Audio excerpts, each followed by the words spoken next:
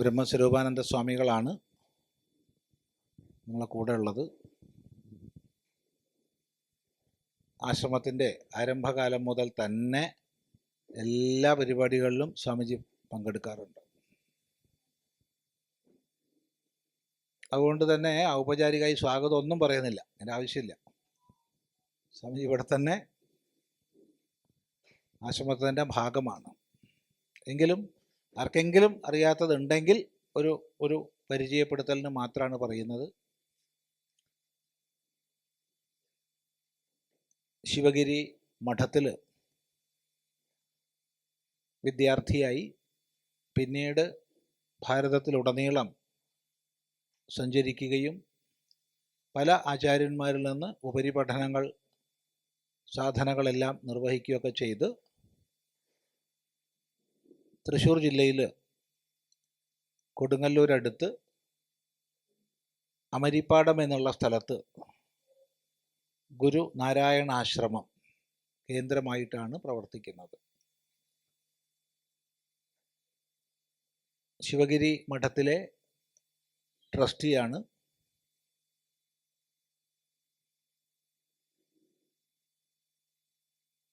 നിരന്തരമായി വേദാന്ത ശാസ്ത്രത്തെയും അതുപോലെ വേദാന്ത അവബോധം വളർത്തും വിധം പുരാണങ്ങളെയും എല്ലാം പ്രചരിപ്പിച്ചും നമ്മുടെ സമൂഹത്തിൽ വളരെ ശക്തമായി സ്വാമിജി പ്രവർത്തിച്ചുകൊണ്ടിരിക്കുകയാണ്.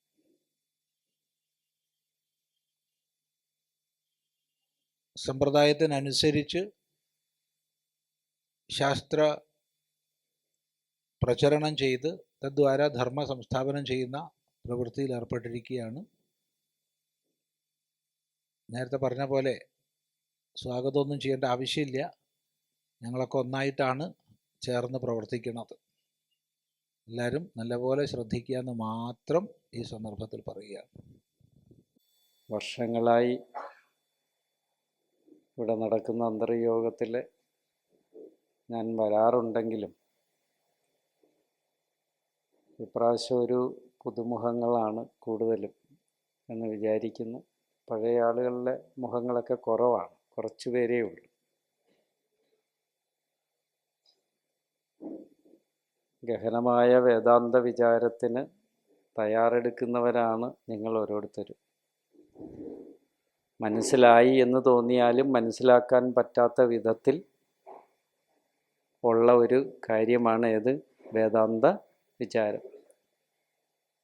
മനസ്സിലായി എന്ന് വിചാരിക്കും, പിന്നെയും പിന്നെയും അത് നമ്മളിൽ നിന്ന് അകന്നു പോയിക്കൊണ്ടിരിക്കും. മരുഭൂമിയിലെ കാനൽ ജലം പോലെയാണ്. വാസസ് തന്തുവിതു പഞ്ഞീതാദിമൂല എന്ന് ഗുരുദേവൻ അദ്വൈത ദീപികയിൽ പറയും. അതുപോലെയാണ് കാനൽ ജലത്തിലെ മരുഭൂമിയിൽ കാണുന്ന പോലെ ഓരോരോ കാരണസഹിതം നമ്മൾ പഠിച്ചു വരുമ്പം ഒരുപാട് ചിന്തിക്കാനും പഠിക്കുവാനുമുള്ള ഒരു വിഷയമാണ് ഇത് വേദാന്തം. നമ്മളെല്ലാവരും പ്രചാരമായിട്ട് കേട്ടിട്ടുള്ളൊരു പദമാണ് പണ്ഡിതൻ, അല്ലേ? നമുക്കറിയാത്തൊരു പദം ആരെങ്കിലും ഉപയോഗിച്ച് അവനെ എന്ത് പറയും? പണ്ഡിതൻ എന്ന് പറയും. പണ്ഡിതന്മാരെ കാണാൻ നമ്മൾ അധിക ദൂരമൊന്നും പോകണ്ട. ഉമ്മറത്തിൽ ചായക്കട നടത്തുന്നിടത്തോട്ടൊന്ന് പോയാൽ മതി. പോയിട്ടുള്ളവർക്കറിയാം. ചിലർ ചിരിക്കുന്നുണ്ട്. എന്താ കാര്യം? അവിടാണ് പണ്ഡിതന്മാരുടെ സദസ്സ് എന്നും കൂടുന്നത്. കുറേ ആളുകളുണ്ടാവും. ഭാരതത്തിൽ അങ്ങോളം ഇങ്ങോളം നടക്കുന്ന കാര്യങ്ങളെക്കുറിച്ച് ഇത്രയധികം സൂക്ഷ്മതയോടുകൂടി ചിന്തിക്കുന്ന ഒരാളുകൾ ആ നാട്ടിലേ ഉണ്ടാകില്ല. ആരാ? ചായ കുടിക്കാൻ വരുന്ന പണ്ഡിതന്മാരാണ്. ശരിയല്ലേ? ആണ്. ചിലയിടത്ത് ഈ ബിൽഡിങ് വാർക്കുന്നുണ്ടാവും. ബിൽഡിങ് വാർക്കുന്നിടത്ത് സിമെൻറ്റ് കുഴയ്ക്കുകയും വെള്ളം ചേർക്കുകയും ചെയ്യുന്ന എൻജിനീയർ അവിടെ നിൽപ്പുണ്ടാവും. അതിന് കുറച്ച് അങ്ങകലെ മാറി 4ാം ക്ലാസ് ഒരു ബീഡിയും വലിച്ചിരിക്കുന്ന ഒരാളുണ്ട്. അവനാണ് അവിടുത്തെ പണ്ഡിതൻ, എൻജിനീയർ അല്ല. മനസ്സിലായേ? അവിടെയും ഒരു പണ്ഡിതനുണ്ടാകാം. ഒരമ്പലത്തിലോട്ട് ചെന്ന് കഴിഞ്ഞാൽ അമ്പലത്തിൻ്റെ തന്ത്രത്തെക്കുറിച്ച് ഗഹനമായിട്ട് അറിയാവുന്ന മേൽശാന്തി ഉണ്ടാകും, തന്ത്രി ഉണ്ടാകും, അവിടെ എല്ലാവരും ഉണ്ടാകും. പക്ഷെ തൊഴാൻ പോലും കൃത്യമായിട്ട് അറിയാത്ത ആളായിരിക്കും അവിടുത്തെയും പണ്ഡിതൻ. ഞാൻ പറഞ്ഞു വന്ന എല്ലാം മനസ്സിലായി കാണൂ. ഇവിടുത്തെയും പണ്ഡിതന്മാരാരായിരിക്കും? ആരായിരിക്കും? ആരാണ്? നിങ്ങൾ തന്നെയാ. സ്വാമിമാരൊന്നും പണ്ഡിതന്മാരില്ല. എന്താ ഇതിൻ്റെ കാരണം എന്ന് ചോദിച്ചു കഴിഞ്ഞാൽ വേറെ ഒന്നുമല്ല, നമുക്ക് ഒന്നിനെയും അവധാനതയോടുകൂടി പഠിക്കുവാനുള്ള സാവകാശ ബുദ്ധി നമുക്കില്ലാണ്ടായിപ്പോയി. വിഷയവിരോധിനി ഇത് ഓർത്തിടേണമെന്ന് ഗുരുദേവൻ പറയും. വിഷയങ്ങളുടെ മുമ്പിലാണ് നമ്മൾ ഓരോരുത്തരും. പുരുഷസൂക്തത്തിലൊരു മന്ത്രമുണ്ട്. എന്താണ് മന്ത്രം? യജ്ഞേന യജ്ഞമയജന്ത ദേവാഹ സ്ഥാനി ധർമാണി. അറിയാലോ അല്ലേ? കർമാന്യാസം. ദേവാഹ എന്നുള്ള ആ ശബ്ദത്തിന് അവിടെ അർത്ഥം കൊടുത്തിട്ടുണ്ട്. എന്താണ്? അറിവുള്ളവർ എന്നർത്ഥം കൊടുത്തത്. എന്താണ് അർത്ഥം? നിങ്ങൾ സാധാരണ ഉപാസിക്കുന്ന ദേവത എന്നുള്ള അർത്ഥത്തിലല്ല. പിന്നെന്താ? ദേവാഹ, അറിവുള്ളവർ. യജ്ഞേന യജ്ഞമയജന്ത, യജ്ഞേന യജ്ഞം കൊണ്ട്. ആ യജ്ഞശബ്ദത്തിനും അവിടെ അർത്ഥം കൊടുത്തിട്ടുണ്ട് പുരുഷസൂക്തത്തിൽ തന്നെ. സ്വകർത്തവ്യം ചെയ്യുന്നവർ എന്നർത്ഥം. എന്താണ് അർത്ഥം കൊടുത്തിരിക്കുന്നത്? സ്വകർത്തവ്യം ചെയ്യുക. അറിവുള്ളവർ സ്വകർത്തവ്യം കൊണ്ട് യജ്ഞമയജന്ത, യജ്ഞപുരുഷനെ, വിരാട് പുരുഷനെ അയജന്ത പൂജിക്കുന്നു. അറിവുള്ളവർ സ്വകർത്തവ്യ കർമ്മം കൊണ്ട് വിരാട് പുരുഷനെ പൂജിക്കുന്നു. നിങ്ങൾ പതുക്കെ ഇരുന്ന് ആലോചിക്കുക, എന്തറിവാണ് എന്നിലുള്ളതെന്ന് ആലോചിക്കുക. ഇപ്പോൾ സംസ്കൃത പരിജ്ഞാനം നമുക്കില്ല എങ്കിൽ കൂടി ഒരുപാട് കാര്യങ്ങൾ, ലോകത്തെക്കുറിച്ചുള്ള അറിവുകൾ നമുക്കെല്ലാവർക്കും ഉണ്ട്. പക്ഷെ അതിൽ നിന്ന് നമുക്ക് ഒരു കാര്യം മാത്രം പ്രാപ്തമാക്കാൻ കഴിഞ്ഞില്ല. ഏതാ? അത് ശാന്തി. ഇവിടെ പറയുന്നത് എന്താ? പുരുഷസൂക്തത്തിൽ പോലും പറയുന്നത് അറിവുള്ളവർ ഈശ്വരനെ അല്ലെങ്കിൽ വിരാട് പുരുഷനെ ആരാധിക്കുന്നു. എന്തിനു വേണ്ടിയിട്ടാ? ധാനി ധർമാണി, എല്ലാ ധർമ്മങ്ങളും ആ പരമപുരുഷനിലാണ് സമർപ്പിക്കപ്പെടേണ്ടത്. അതാണ് സ്വകർത്തവ്യം. അങ്ങനെ കർത്തവ്യ കർമ്മം ചെയ്യുന്നവർക്ക് യാതൊരു ബുദ്ധിമുട്ടുകളും ഇല്ല. ഒരു എക്സാമ്പിൾ പറഞ്ഞുതരാം. ശിവഗിരിയിലെ, നിങ്ങളിപ്പോൾ പേര് കേൾക്കുമ്പോൾ ശിവഗിരി എന്ന് കേൾക്കും അല്ലേ? കേൾക്കുമ്പോൾ അവിടെ ശിവപ്രതിഷ്ഠയുണ്ടോ എന്നുള്ളൊരു ചോദ്യമുണ്ട്. ഇല്ല. പിന്നെ എങ്ങനെ ശിവഗിരി എന്ന് വന്നു എന്ന് ചോദിച്ചു കഴിഞ്ഞാൽ, ഗുരുദേവൻ സമാധിയാകുന്നതിന് മുമ്പ് ഗുരുദേവനെ കാണാൻ ഒരു അപൂർവ സിദ്ധൻ വന്നു ഹിമാലയത്തിൽ നിന്നും. ശ്രദ്ധിച്ച് കേൾക്കണം, എല്ലാവരും നിവർന്നിരിക്കും. നിവർന്നിരിക്കുമ്പോഴാണ് നമുക്കും ഈ കൂന് വരാണ്ടിരിക്കുക. നിങ്ങൾ കൂനിയാൽ ഞാനും കൂനും. അപ്പോൾ ഈ രണ്ടു കൂട്ടരും പടി കുത്തിപ്പിടിച്ച് നടക്കണ്ട, ഒരു കൂട്ടർ മാത്രം മതി. അപ്പം നിവർന്നിരുന്നു കൊള്ളുക. ഒരു മഹാജ്ഞാനിയും സിദ്ധനുമായ ഒരാൾ ശിവഗിരിയിൽ ഗുരുദേവനെ കാണാൻ വന്നു. അപ്പോൾ അദ്ദേഹം വന്ന സമയത്താണ് ഗുരുദേവൻ്റെ പ്രഥമ ശിഷ്യനായിരുന്ന ശിവലിംഗദാസ് സ്വാമിജി, ആദ്യത്തെ ശിഷ്യനാണ്. ഗുരുദേവൻ തപസ് ചെയ്തതിൻ്റെ തൊട്ട് മറുകരയിൽ താമസിച്ചിരുന്ന ഒരു കുടുംബത്തിൽ അമ്മ മരിച്ചിരിക്കുകയാണ്. അമ്മ മരിച്ച സമയത്താണ് പശുവിനെ തീറ്റാൻ നെയ്യാറിൻ്റെ തീരത്തൂടി ഇങ്ങനെ നടന്നു വരുമ്പോഴാണ് വെള്ള വസ്ത്രം ഉടുത്ത ഒരാളെ നദിക്കരയിൽ ആദ്യമായിട്ട് കാണുന്നത്. അവിടുത്തെ പ്രത്യേകത എന്താണെന്നറിയോ? ഇഷ്ടം പോലെ വന്യമൃഗങ്ങളൊക്കെ ഉണ്ടായിരുന്നു. ഇപ്പം അവിടെ മനുഷ്യൻ ചെന്നപ്പോൾ അതുങ്ങളൊക്കെ പലായനം ചെയ്തു എന്നുള്ളതാണ്. ആരുമില്ല. അപ്പോൾ ആരെയാണ് ഏറ്റവും കൂടുതൽ പേടിക്കേണ്ടത്? മനുഷ്യനെയാണ്. ഏറ്റവും പ്രശ്നക്കാർ മനുഷ്യനാണ്. നീലിമയുള്ള ആകാശമുണ്ട് മുകളിലല്ലേ, നല്ല കളറാണ്. അതിൻ്റെ അടിയിൽ കൂടെ പറവകൾ യഥേഷ്ടം സഞ്ചരിക്കുന്നുണ്ടാവും. അതുങ്ങൾക്ക് ഒരു ഭയമില്ല. അവർ ആർത്തുല്ലസിച്ച് സഞ്ചരിക്കുകയാണല്ലേ, ചിറകൾ വിടർത്തി.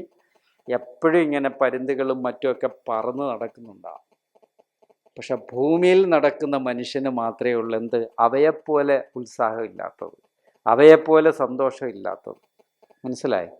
മൃഗങ്ങൾക്കും ഭൂമിയിൽ ജനിച്ചതിൻ്റെ പേര് സന്തോഷമുണ്ട്. പിന്നെ ആർക്കില്ല സന്തോഷം? മനുഷ്യനില്ല. ഇപ്പം ഞാനിവിടെ ഇരുന്ന് നോക്കുമ്പോൾ പുതിയ ആളുകളായതുകൊണ്ട് പറയാം, എന്തൊരു ക്ഷീണമാണ് നിങ്ങളുടെ മുഖത്ത്. വളരെ ക്ഷീണമാണ്. അതിൻ്റെ കാരണം എന്താ? ഇവിടെ വെളുപ്പിനെ എഴുന്നേക്കണം, നമുക്ക് വീട്ടിലാണെങ്കിൽ 6 മണിക്ക് എഴുന്നേറ്റാലും 7 മണിക്ക് എഴുന്നേറ്റാലും ആരും ചോദിക്കാനില്ല. ക്യാമ്പിനാകുമ്പോൾ ഒരു കൃത്യനിർദ്ദേശമുണ്ട്, കൃത്യസമയമുണ്ട്. ആ സമയത്ത് നമ്മൾ എഴുന്നേൽക്കണം. അപ്പം ക്ഷീണം വരുമോ ഇല്ലയോ? ഒരു ചെറിയ ക്ഷീണമുണ്ട്. അപ്പം ഇങ്ങനെ ഈ ശിവലിംഗദാസ് സ്വാമികൾ ആദ്യമായിട്ട് ഗുരുദേവനെ കാണുന്നത് അവിടെ വെച്ചാണ്. എങ്ങാണ്ട് 13-16 വയസ്സുള്ളൂ. ഗുരുദേവനെ കെട്ടിപ്പിടിച്ച് കിടക്കാൻ ഗുരുദേവൻ വിളിച്ചിരുന്ന കൊച്ചമ്പിപ്പിള്ള എന്നാണ്. കൊച്ചമ്പിപ്പിള്ള എന്ന ശിവലിംഗദാസ് സ്വാമികൾക്ക് ഗുരുദേവനെ കെട്ടിപ്പിടിച്ചുറങ്ങാൻ അവകാശം ഉണ്ടായിരുന്ന ഒരു വ്യക്തിയായിരുന്നു. അതിനെക്കുറിച്ച് ഒരുപാട് ചരിത്രങ്ങളുണ്ട്. കാര്യം ഗുരുദേവൻ ഇങ്ങനെ സഞ്ചരിക്കുന്ന ആളായിരുന്നു. നടന്നങ്ങ് പോകും. കൊല്ലത്ത് നിന്ന് നടന്ന് എവിടെ പോകും? പളനിക്ക് പോകും. പളനിയിൽ നിന്ന് നടന്ന് എവിടെ വരും?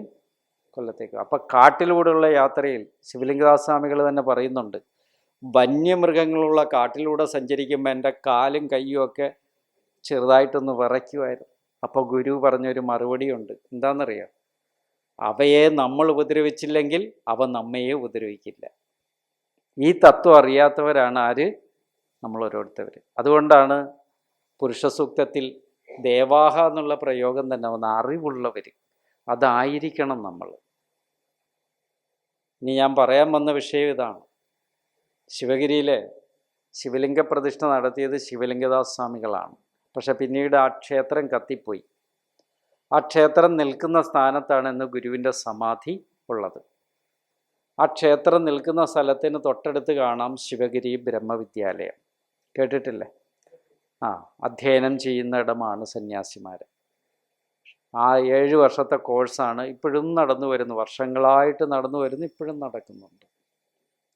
അപ്പോൾ ഈ ബ്രഹ്മവിദ്യാലയത്തിന് തറക്കല്ലിട്ടത് ഈ ഹിമാലയത്തിൽ നിന്ന് വന്ന ദിവ്യനായ സ്വാമിജിയാണ്. അദ്ദേഹം ആ ശിവലിംഗ ക്ഷേത്രത്തെ നോക്കിക്കൊണ്ട് ഒരിക്കൽ പറയുകയുണ്ടായി, ഈ ക്ഷേത്രം നിൽക്കുന്ന സ്ഥാനത്ത് ഒരു മഹാസമാധി മന്ദിരം വരും എന്നും പറഞ്ഞ് അദ്ദേഹം അവിടുന്ന് പോയി. പിന്നെയും കുറച്ച് പറഞ്ഞു, നമുക്ക് സമയം കുറവാണ്, ഞാൻ കുറയ്ക്കുകയാണ്. അദ്ദേഹം അവിടുന്ന് പോയി. ഇപ്പം ഞങ്ങൾ ശിവഗിരി ചെന്ന ശാരദാ മഠത്തിൽ നിന്ന് നേരെ മുകളിലോട്ട് കയറി ചെല്ലുമ്പം ഒരു കാളയിരിപ്പുണ്ട്. നിങ്ങൾക്ക് കാണാൻ പറ്റും ശിവഗിരിയിലെ മഹാസമാധിയിലെ ചാർത്തുന്ന മാലയൊക്കെ രാത്രിയിൽ സന്യാസിമാർ കൊണ്ടുവന്ന് ഈ നന്ദികേശനെ കൊണ്ടുവന്ന് ചാർത്തണമെന്നാണ് അവിടുത്തെ ആചാരം. അത് എത്രയോ കാലങ്ങളായിട്ട് തുടർന്നു വരുന്നുണ്ട്. ശിവലിംഗം കത്തിപ്പോയ ആ ക്ഷേത്രത്തിൽ അവശേഷിക്കുന്ന ആളാണ് ആര്? ഈ നന്ദികേശൻ. അന്ന് കത്തിപ്പോയ ആ സ്ഥാനത്താണ് ഇന്ന് ഗുരുവിൻ്റെ മഹാസമാധി വന്നത്. അതിന് തൊട്ട് താഴത്തായിട്ട് ഗുരുദേവനുള്ള കാലത്ത് ഒരു വേലുണ്ടായിരുന്നു. ഗുരുദേവനെ പ്രത്യക്ഷപ്പെടുത്തിയ ദേവതയാരാണ്? സുബ്രഹ്മണ്യസ്വാമിയാണ്. അപ്പോൾ ആ വേലിങ്ങനെ വെച്ചിരുന്നു, അവിടെ ആരാധിച്ചിരുന്നു വേലി വെച്ച്. ഒരു ദിവസം ആശ്രമത്തിലെ മറ്റൊരു അന്തേവാസിക്ക് ഗുരുദേവൻ ഇട്ടിരുന്ന പാതകം വെക്കണം, വേല് വെക്കേണ്ട അവിടെ നിന്ന് വെച്ചിട്ട് ഈ വേലെടുത്തങ്ങ് മാറ്റി. പകരം എന്തുകൊണ്ട് വെച്ചു? പാതകം കൊണ്ടുവച്ചു. കേൾക്കുന്നുണ്ടല്ലോ എല്ലാവരും? അപ്പോൾ വേല് വെച്ച ആൾക്കും അത് കുറേ കാലമായിട്ട് അവിടെ ഇരുന്ന നിലയ്ക്കും കുമാരനാശാൻ ഉൾപ്പെടെയുള്ളവർക്കൊക്കെ വിഷമമായപ്പോൾ എല്ലാവരും ചെന്ന് ഗുരുവിൻ്റെ അടുക്കെ പരാതി പറഞ്ഞു. അന്നത്തെ ഒരു ഗുണം അതാണ്. സാധാരണ രീതിയിൽ എന്താണ് നമ്മൾ ചെയ്യുക? ഇന്നാണെങ്കിൽ ആ പാതകം എടുത്ത് മാറ്റും, അവനിട്ട് 2 കൊടുക്കുകയും ചെയ്യില്ലേ? അതെ, പ്രത്യേകിച്ച് കോഴിക്കോടാണെങ്കിൽ. എന്തായാലും വേലെടുത്തങ്ങ് മാറ്റി, പാതകം വെച്ചിരിക്കുകയാണ്.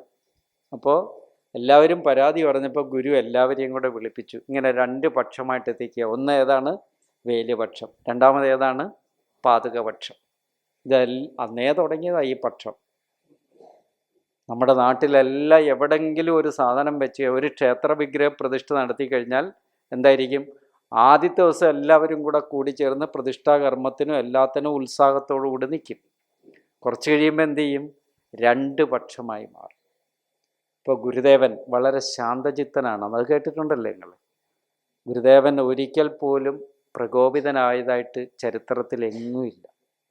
ഒരു വാക്കുപോലും ആരോടും കടുത്ത് പറയില്ലായിരുന്നു. അത്രയും വളരെ ശാന്തപ്രകൃതി. അധികം സംസാരിക്കില്ലെന്ന് മാത്രമേ ഉള്ളായിരുന്നു. ചിരിക്കുമായിരുന്നെന്ന് കേട്ടിട്ടുണ്ട്, അപൂർവമാണ്. പക്ഷെ എപ്പോഴും ഒരു മന്ദഹാസം ഉണ്ടായിരുന്നെന്ന് പറയുന്നുണ്ട്. മന്നത്ത് പത്മനാഭൻ ശ്രീനാരായണ ഗുരുദേവനെ കാണാൻ ചെന്നപ്പോഴാണ് ഒരു പുഞ്ചിരി വിടർന്നത്. മനസ്സിലായോ? മന്നത്ത് പത്മനാഭൻ കാണാൻ ചെന്നപ്പം രണ്ടാമത്തെ പുഞ്ചിരി വിടുന്നത് നിങ്ങളുടെ കോഴിക്കോട് ശ്രീകണ്ഠേശ്വരം. ഇതുപോലും ആളുകൾ രേഖപ്പെടുത്തി വെച്ചിട്ടുണ്ട്. കോഴിക്കോട് ശ്രീകണ്ഠേശ്വര ക്ഷേത്ര പ്രതിഷ്ഠയും കഴിഞ്ഞ് വിശ്രമിക്കുന്ന വേളയിൽ ഗുരുദേവൻ്റെ ശിഷ്യനായ ചൈതന്യാൻ സ്വാമി ചെന്നപ്പോഴാണ് ഒരു തവണ ചിരിച്ചതെന്ന് പറയുന്നത്. അപ്പോൾ ഗുരുദേവൻ ഇങ്ങനെ എല്ലാവരെയും ശ്രദ്ധിച്ച് കേട്ടിട്ട് പറഞ്ഞു, എന്തിനാണ് വേലെടുത്ത് മാറ്റിയിട്ട് പാതകം പ്രതിഷ്ഠിച്ചതെന്ന് ചോദിച്ചു. ആരോടെ ചോദിച്ചാൽ എടുത്ത് മാറ്റിയാളോ. അപ്പം പറഞ്ഞു, വേല് അങ്ങയുടെ സങ്കല്പത്തിലാകില്ല. വേല് അങ്ങയുടെ, ശ്രദ്ധിച്ച് കേട്ടോണം ഇനി പറയാം, അങ്ങയുടെ സങ്കല്പത്തിൽ ആകില്ല. പാതകമാകുമ്പോൾ അത് അങ്ങയുടെ സങ്കല്പമാകാം എന്ന് പറഞ്ഞപ്പോൾ ഗുരുദേവൻ അദ്ദേഹത്തിൻ്റെ മുഖത്തേക്ക് ശ്രദ്ധിച്ചൊന്ന് നോക്കിയിട്ട് ചോദിച്ചു, പാതകം നാം ആകാമെങ്കിൽ വേൽ എന്തുകൊണ്ട് നാം ആയിക്കൂടാ? മനസ്സിലായോ വല്ലോ? പാതകം നാം ആകാമെങ്കിൽ വേൽ എന്തുകൊണ്ട് നാം ആയിക്കൂടാ? വേലിനെയും അങ്ങനെ സങ്കല്പിച്ചുകൂടെ എന്നാണ് അതിൻ്റെ അർത്ഥം. നമ്മുടെ ഇടയ്ക്ക് വരുന്ന അറിവിലുണ്ടായിരിക്കുന്ന വ്യത്യാസങ്ങൾ ഇതുപോലെയാണ്. ഞാൻ പറഞ്ഞു വന്നതിൻ്റെ സാരം ഇതാണ്. ദേവൻ എന്ന് കേൾക്കുമ്പോൾ തന്നെ അറിവുള്ളവെന്ന് ഞാൻ അർത്ഥം പറഞ്ഞപ്പോൾ ചിലരുടെയൊക്കെ നെറ്റി ചുളിയുന്നുണ്ട്. അതുകൊണ്ടാണ് ഞാൻ എടുത്ത് ഈ കഥ പറഞ്ഞത്. വേല് നാം ആകാമെങ്കിൽ, പാതുകം നാം ആകാമെങ്കിൽ എന്തുവാകാം? വേലുവാകാം എന്ന് പറയുന്ന പോലെ ഏതൊരു കാര്യത്തിനും നമ്മുടെ സങ്കല്പവും ഭാവനയും അതിലേറ്റവും പ്രധാനമാണ്. ആണോ അല്ലയോ? ആണ്. അതുകൊണ്ട് നമ്മളെല്ലാം ചിന്തിക്കേണ്ടത്, ഒരു കാര്യം കേൾക്കുമ്പോൾ ഞാനായിട്ടിരുന്ന് ചിന്തിക്കരുത്. ഇപ്പം ഞാൻ ചിന്തിക്കുന്നു എന്ന് വിചാരിച്ചിട്ടാണ് ക്ലാസ്സിലിരിക്കുന്നതെങ്കിൽ ഒന്നും മനസ്സിലാക്കാൻ പറ്റില്ല. പിന്നെ എന്ത് വേണം? പറയുന്ന ആളെ എന്താണ് പറയുന്നതെന്ന് ചിന്തിക്കുക. അപ്പോഴാണ് ഒരു ശിഷ്യന് വേണ്ട വിധത്തിൽ കാര്യങ്ങൾ ഗ്രഹിക്കാൻ പറ്റുക. പലപ്പോഴും നമുക്ക് പറ്റുന്ന ഒരു ഘടകം എന്താണെന്നറിയാം. നമ്മൾ നമ്മളായിട്ടും ഇരിക്കും, ആചാര്യൻ ആചാര്യനായിട്ടിരിക്കും. രണ്ടും രണ്ട് ധ്രുവത്തിലാവും. ഗുരു ശിഷ്യ ബന്ധത്തിന് പറയുന്ന ഒരു പേരുണ്ട്. എന്താ പേര്? പാരസ്പര്യം. എന്താ പേര്? പാരസ്പര്യം. ഗുരുവിൻ്റെ, ഞാൻ പറഞ്ഞില്ല, ശിവലിംഗദാസ് സ്വാമികളെ നിങ്ങൾ അളന്ന് തിട്ടപ്പെടുത്തി വെച്ചോണം. ശിവലിംഗദാസ് സ്വാമികൾ കൊടുങ്ങല്ലൂരിനടുത്ത് ശങ്കരനാരായണ ക്ഷേത്ര പ്രതിഷ്ഠയ്ക്ക് ഗുരുദേവൻ വന്നു. ശിവലിംഗദാസ് സ്വാമികൾ അന്ന് തൃശ്ശൂർ ജില്ലയിലെ പെരിങ്ങോട്ടുകര ആശ്രമം സ്ഥാപിച്ചിരിക്കുന്ന കാലമാണ്. സോമശേഖര ക്ഷേത്രം എന്നാണ് അതിന് പറയുക. അപ്പോൾ ക്ഷേത്ര പ്രതിഷ്ഠയും കഴിഞ്ഞൊരു വീട്ടിലേക്ക് പോകുമ്പോൾ ഒരു വീട്ടിൽ നിന്നാണ് ഭക്ഷണം. അവിടെ കിണ്ടിയിൽ ഇങ്ങനെ വെള്ളം വെച്ചിരുന്നു. വളരെ ഭക്തിയോടുകൂടി ശിവലിംഗദാസ് സ്വാമികൾ അതെടുത്ത് ഗുരുവിൻ്റെ പാദകം കഴുകി, എന്നിട്ട് യഥാസ്ഥാനത്ത് ആ കിണ്ടി വെച്ചു. ആ കിണ്ടി വെച്ചതെടുത്തിട്ട് ഇനിയാണ് ശ്രദ്ധിച്ച് കേൾക്കേണ്ടത്, ശിഷ്യൻ്റെ കാല് ഗുരുവും കഴുകി. ഈ ഒരു ബന്ധം ആണ് പഴയ കാലത്തെ ഗുരുശിഷ്യ ബന്ധം എന്ന് പറയുന്നത്. സ്നേഹം കൊണ്ട് അവരൊക്കെ തമ്മിൽ, മനസ്സിലായോ? ഏതൊരു സ്തോത്രകൃതി എഴുതിയാലും കുമാരനാശാൻ നാരായണ ഗുരു നായകൻ എൻ്റെ ദൈവമല്ലോ എന്നെഴുതുമായിരുന്നു. ഞാനീ പറഞ്ഞു വരുന്നതിൻ്റെ ആശയം അവരൊക്കെ തമ്മിലുള്ള ബന്ധവും ആ കാലഘട്ടവും ആ കാലഘട്ടത്തിൽ ജീവിച്ച മനുഷ്യൻ്റെ ആത്മനിർവൃതിയൊക്കെ ആലോചിച്ച് കഴിഞ്ഞാൽ നമ്മളൊക്കെ ഏകദേശം മഴ പെയ്യാതെ വരൾച്ച നിരണ്ട ഭൂമിയിലാണ് ജീവിക്കുന്നത്. നമ്മുടെ മനസ്സെപ്പോഴും ഇടുങ്ങിയതാണ്. നമ്മുടെ മനസ്സിലേക്ക് വിശാലതകളൊന്നും വരുന്നില്ല. ഗ്രഹിക്കേണ്ട കാര്യങ്ങൾ കേൾക്കുമ്പം നമുക്കെല്ലാം ഒരു വകതിരിവില്ലാതെ തിരിഞ്ഞു നിൽക്കേണ്ട ഒരു മനസ്സ് സൃഷ്ടിക്കപ്പെടുന്നിടത്താണ് ഞാനിവിടെ 18ാമത്തെ ശ്ലോകം എടുക്കാൻ പോകുന്നത്. മനസ്സിലായോ? എന്ത് കേട്ടാലും ഇത് ഞാനുമായിട്ടൊരു ബന്ധമില്ല എന്ന് വിചാരിക്കുക. ഇവിടെ ചർച്ച ചെയ്യപ്പെടുന്ന ഒരു വിഷയമുണ്ട്. 4-ാം അധ്യായം. 4-ാം അധ്യായത്തിൽ ഭഗവാൻ പറഞ്ഞു, എന്താ പറഞ്ഞത്? കർമ്മയോഗം, കർമ്മസന്യാസ യോഗത്തെക്കുറിച്ച് പറഞ്ഞു. 5-ാം അധ്യായത്തിൻ്റെ ആരംഭത്തിൽ അതിലൊരു സംശയമായിട്ട് ഭഗവാനോട് ചോദിക്കുക അർജുനൻ. ഭഗവാനോട് ചോദിക്കുക, അർജുനൻ ചോദിക്കുക, ഈ കർമ്മസന്യാസമാണോ കർമ്മയോഗമാണോ ശ്രേഷ്ഠം എന്നുള്ളത്. എന്താ ഞാൻ പറഞ്ഞത്? കർമ്മസന്യാസവും കർമ്മത്യാഗവും കർമ്മയോഗവും ഇതിലേതാ ശ്രേഷ്ഠം? കേട്ടല്ലോ? ഞാൻ ചോദ്യം ചോദിക്കും, ഉത്തരം പറയണം. കേട്ടോ? അപ്പം എന്തുവാ ഈ കർമ്മയോഗം എന്ന് പറഞ്ഞ? നിങ്ങൾ ആവർത്തിച്ച് കേൾക്കുന്നില്ലേ? കർമ്മയോഗം, കർമ്മയോഗം, കർമ്മസന്യാസം, ത്യാഗം. എന്തുവാ ഈ കർമ്മയോഗം എന്ന് പറഞ്ഞ?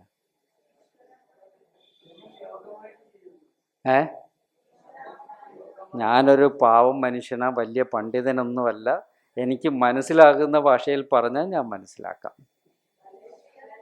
ഇപ്പോൾ അറിയാത്ത ഒരാളാണ് ഞാനെന്ന് വിചാരിക്കുക. എന്നെ മനസ്സിലാക്കിക്കാനാണല്ലോ നിങ്ങൾ ഉത്തരം പറയുന്നത്, അല്ലേ?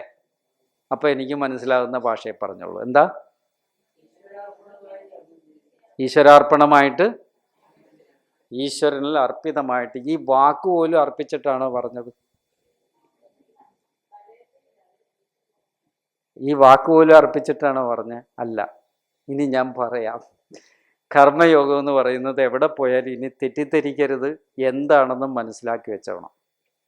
നിങ്ങൾക്ക് എല്ലാവർക്കും അറിയാം, രാഗദ്വേഷങ്ങളുടെ ഇരിപ്പിടം എവിടെയാണ്? എവിടെയാണ്?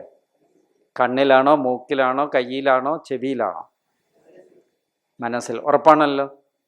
രാഗദ്വേഷങ്ങൾ ഇരിക്കുന്നത് മനസ്സിൽ. വിഷയങ്ങളെ വ്യാപരിക്കുന്നതാരാ? ഇന്ദ്രിയങ്ങൾ. ഇന്ദ്രിയങ്ങൾ വിഷയങ്ങളിൽ വ്യാപരിക്കുമ്പോൾ ആ വ്യാപരിക്കപ്പെടുന്നിടത്ത് രാഗദ്വേഷങ്ങൾ മനസ്സിൽ വരാത്ത വിധം ആത്മസംയമനം പാലിച്ച് നിലനിർത്തിക്കൊണ്ട് കർമ്മം ചെയ്യുന്നതിനെയാണ് എന്ത് പറയുക?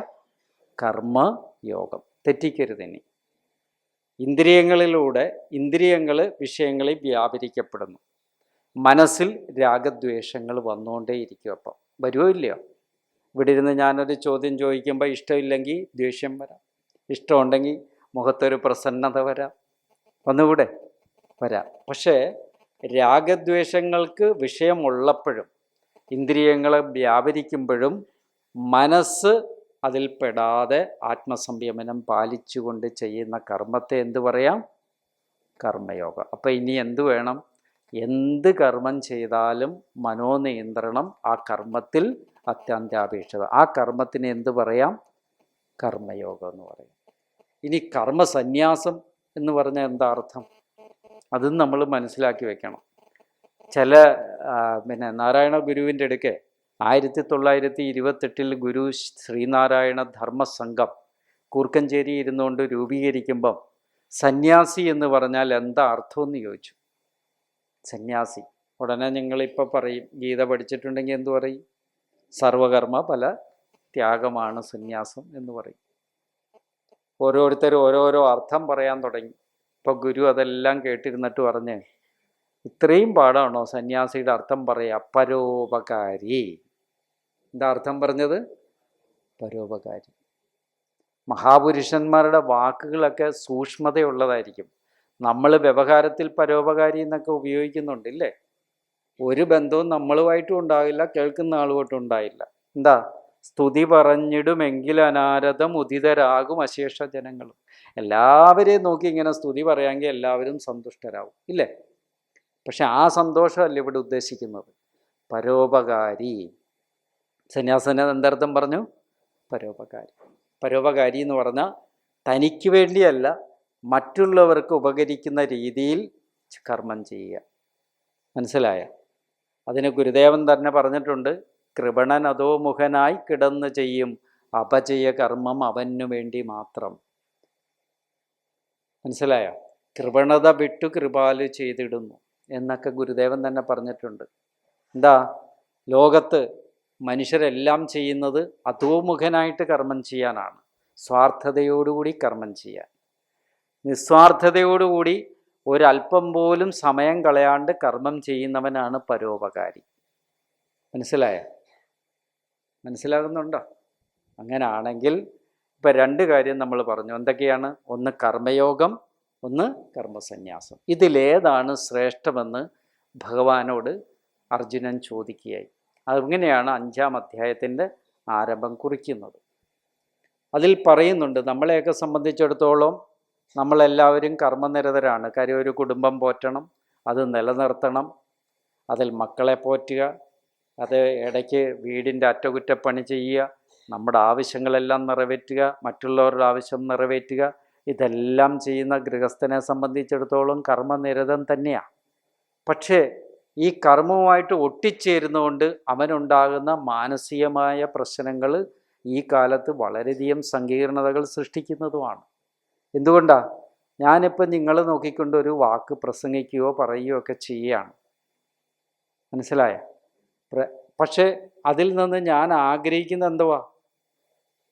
നിങ്ങളെല്ലാവരും അത് ഉൾക്കൊള്ളണം, നിങ്ങളെല്ലാം അത് മനസ്സിലാക്കിയിരിക്കണം, അത് ഞാൻ പറയുന്ന പോലെ തന്നെ മനസ്സിലാക്കി വെക്കണം. ഇതൊക്കെ ഞാൻ നിർബന്ധം പിടിച്ചു കഴിഞ്ഞാൽ ഒരെണ്ണം ഈ ക്ലാസ്സിൽ ഉണ്ടാകില്ല. ഉണ്ടാവുമോ? ഇല്ല. എന്താ കാര്യം? ഞാനും മൈക്കും പുസ്തകവും ഉണ്ടാവും. അതിനപ്പുറത്തേക്കൊന്നും സംഭവിക്കാൻ പോകുന്നില്ല. പക്ഷേ ഞാൻ വാശിയില്ലാതെ കേൾക്കുന്നവർ കേൾക്കട്ടെ, എൻ്റെ ധർമ്മം ഏതോ അത് നിറവേറ്റണം എന്ന് ആത്മാർത്ഥമായിട്ട് വിചാരം ചെയ്തുകൊണ്ട് പറയുന്നതായാൽ ഒരു പക്ഷേ കുടം കമഴ്ത്തി വെച്ച് വെള്ളം ഒഴിക്കുന്നതിനേക്കാളും ശ്രേഷ്ഠമായിരിക്കും. കുടം കമഴ്ത്തി വെച്ച് വെള്ളം ഒഴിച്ചാൽ എന്തായിരിക്കും ഗുണം? എല്ലാം പോവും. പക്ഷേ അതിലെയും ശ്രേഷ്ഠമായിരിക്കും. എന്താ കാര്യം? അല്പാൽപമായിട്ട് നമ്മുടെ ഉള്ളിൽ ശേഖരിക്കപ്പെടും. മനസ്സിലായോ? അപ്പം നമ്മൾ ഈ അറിവുകളെ അത്രയും ശേഖരിക്കപ്പെടാൻ ആത്മസംയമനത്തോടുകൂടി കർമ്മം ചെയ്യാൻ ഒരാളെ പ്രാപ്തനാക്കുന്നത് കർമ്മയോഗമാണ്. കർമ്മയോഗം. അതുകൊണ്ടാണ് ഈശാവാസ്യമിതം സർവം യത്കിഞ്ച ജഗത്യാം ജഗത് തേന തെക്തേന ഭുഞ്ജീത മാഹൃത കസ്യ സിദ്ധനം. ഈശൻ ജഗത്തിലെല്ലാം ആവസിക്കുന്നത് കൊണ്ടു നീ ചരിക്കമുക്തനായി ആശിക്കരുതാരുടെയും ധനം. അല്ലെങ്കിൽ അന്ത്യം വരെയും കർമ്മം ചെയ്തിങ്ങസംഖനായി ഇരിക്കുക ഇതല്ലാതില്ലൊന്നും നരന് ചെയ്തിടാൻ എന്ന് നാരായണ ഗുരുദേവൻ്റെ പരിഭാഷ. ഈശൻ ജഗത്തിലെല്ലാം വസിക്കുന്നത് കൊണ്ട് കർമ്മയോഗം അനുഷ്ഠിക്കുക. 1928 ഗുരു സമാധിയായത്. സമാധിയാകുന്നതിന് 3 ദിവസം മുമ്പ് പറഞ്ഞ വാക്കെന്താണെന്നറിയോ? ഇനിയും ഇവർക്കൊക്കെ വേണ്ടി പ്രവർത്തിക്കണമെന്നാണ് ആഗ്രഹം. സാധിക്കുന്നില്ലല്ലോ. നോക്കുക, നമ്മളൊക്കെ എത്ര മടിയന്മാരാ. നമുക്ക് എത്രയോ സമയങ്ങളുണ്ട്. സമൂഹത്തിൽ എന്തെല്ലാം കാര്യം നമ്മളെ കൊണ്ട് ചെയ്യാൻ പറ്റും. പക്ഷെ നമ്മളൊക്കെ നമ്മുടെ ജീവിതത്തെ അവസാനം 4 പേരെ കൊണ്ട് ചുമ്മിക്കാനുള്ള അവസരമല്ലാണ്ട് വേറെ വല്ലതും ഉണ്ടാക്കുന്നുണ്ടോ? ആലോചിച്ച് നോക്കുക. നമുക്കൊന്നും ചെയ്യാൻ കഴിയുന്നില്ല, ചെയ്യുന്നില്ല. മടിയര. ഗുരുദേവൻ പറയുന്നതാണ്, മടിയന്മാരെയാണ് എനിക്ക് വെറുപ്പെന്ന്. അപ്പം നിങ്ങളെല്ലാം ഇവിടെ നിന്ന് തിരിച്ചു പോകുമ്പോൾ എന്ത് പാടില്ല? മടി പാടില്ല. ഇവിടെ നിന്ന് പോകുമ്പം എന്തെങ്കിലുമൊക്കെ തൻ്റെ ഗ്രാമത്തിൽ, എന്തെങ്കിലുമൊക്കെ തൻ്റെ പരിസരത്ത് ചെയ്യാനുള്ള പ്രാപ്തി, അറിവ് സമ്പാദിച്ചാൽ നിങ്ങൾ നന്നായി. അങ്ങനെയുള്ളവരെ പറയുന്ന പേരാണ് പണ്ഡിത.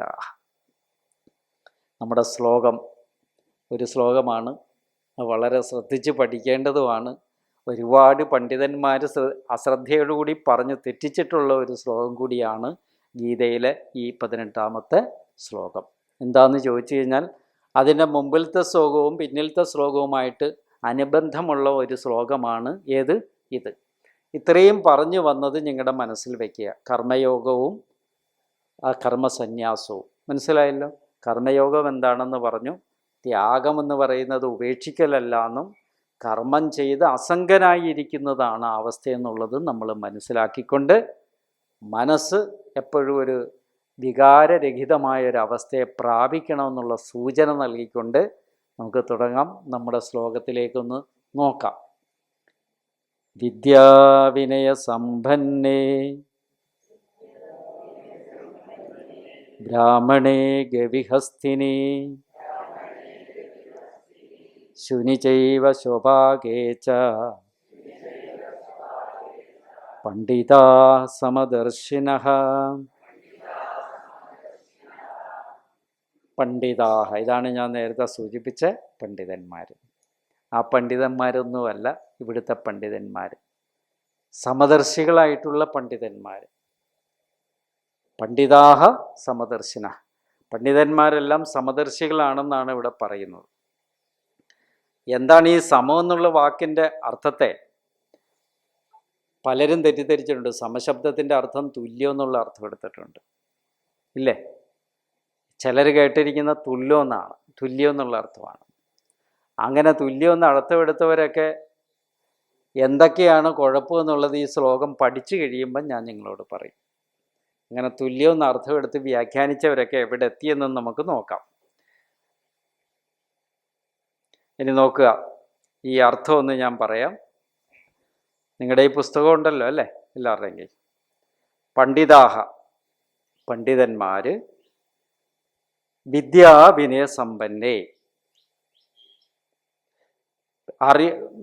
വിദ്യ എന്ന് പറഞ്ഞാൽ അറിവ് അഥവാ ഇത് ജ്ഞാനം. വിനയം എന്ന് പറഞ്ഞാൽ നമുക്ക് എല്ലാവർക്കും അറിയാം, അതിന് പ്രത്യേകിച്ച് മലയാള ഭാഷയൊന്നും വേണ്ട, വിനയവും. അപ്പം അറിവും വിനയവും സമ്പന്നമായിരിക്കുന്ന തികഞ്ഞ, മനസ്സിലായോ? അറിവും വിദ്യയും തികഞ്ഞ, വിദ്യയും വിനയവും തികഞ്ഞ സമ്പന്നമായിരിക്കുന്ന പണ്ഡിതന്മാര്, അറിവും വിനയവും തികഞ്ഞ ബ്രാഹ്മണേ ഗവി, ബ്രാഹ്മണനിലും, വിദ്യാ വിനയസമ്പന്നനായിരിക്കുന്ന ബ്രാഹ്മണനിലും, ഗവി പശുവിലും, ഹസ്തിനി ആനയിലും, ശുനിച്ച നായയിലും, ശോഭാഗേച്ച ചൈനക്കാരെ കൂടെ എടുത്തിരിക്കുക, ശോഭാഗേച്ച എന്താണ്? നായയെ തിന്നുന്നവനിലും. നായയെ തിന്നുന്ന ഇന്ത്യക്കാരാണോ? അപ്പോൾ ഭാരതത്തിൽ നിന്ന് എവിടം വരെ നോക്കിയിരുന്നെന്നർത്ഥം? ചൈന വരെ. നായയെ തിന്നുന്നവനിൽ പോലും സമദർശിന, സമത്തെ, തുല്യതയല്ല പിന്നെന്താണ്? സമത്തെ, ബ്രഹ്മത്തെ ദർശിക്കുന്നവരായിരുന്നു.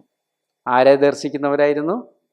ബ്രഹ്മത്തെ ദർശിക്കുന്നവരായിരുന്നു. എന്താണ് ഈ പറഞ്ഞതിൻ്റെ അർത്ഥം? പണ്ഡിതന്മാര് വിദ്യാവിനയ സമ്പന്നെ, ജ്ഞാനവും വിനയവും തികഞ്ഞ ബ്രാഹ്മണേ ഗവി, ബ്രാഹ്മണനിലും പശുവിലും, ഹസ്തിനി ശുനിച്ച ആനയിലും നായയിലും, ശോഭാഗേച്ച ഏവ നായയെ തിന്നുന്നവനിലും പോലും സമദർശന, സമത്തെ കാണുന്നവരായിരുന്നു, ബ്രഹ്മത്തെ കാണുന്നവരായിരുന്നു. ഇപ്പൊ തുല്യതയാണോ പറഞ്ഞാൽ ബ്രഹ്മത്തെയാണോ? ബ്രഹ്മത്തെ കാണുന്നത്. സമ എന്ന് പറഞ്ഞാൽ തുല്യം എന്ന അർത്ഥമുണ്ടെങ്കിലും ഇവിടെ എന്തെടുക്കണം? ബ്രഹ്മത്തെ എന്നെടുക്കണം. എന്തുകൊണ്ട്? പട്ടിയിലും കാണും, മനുഷ്യനിലും കാണും, എല്ലാത്തിലും തുല്യമായ ബ്രഹ്മത്തെ അവര് കണ്ടിരുന്നു, ബ്രഹ്മത്തെ കണ്ടിരുന്നു. ഇനി തുല്യത എന്നുള്ള അർത്ഥം എടുക്കുകയാണെങ്കിൽ എങ്ങനെയായിരിക്കും? ഇപ്പൊ പട്ടി, മൃഗങ്ങൾ തന്നെ എടുത്താൽ പട്ടിയും പുലിയും തുല്യമാവുമോ?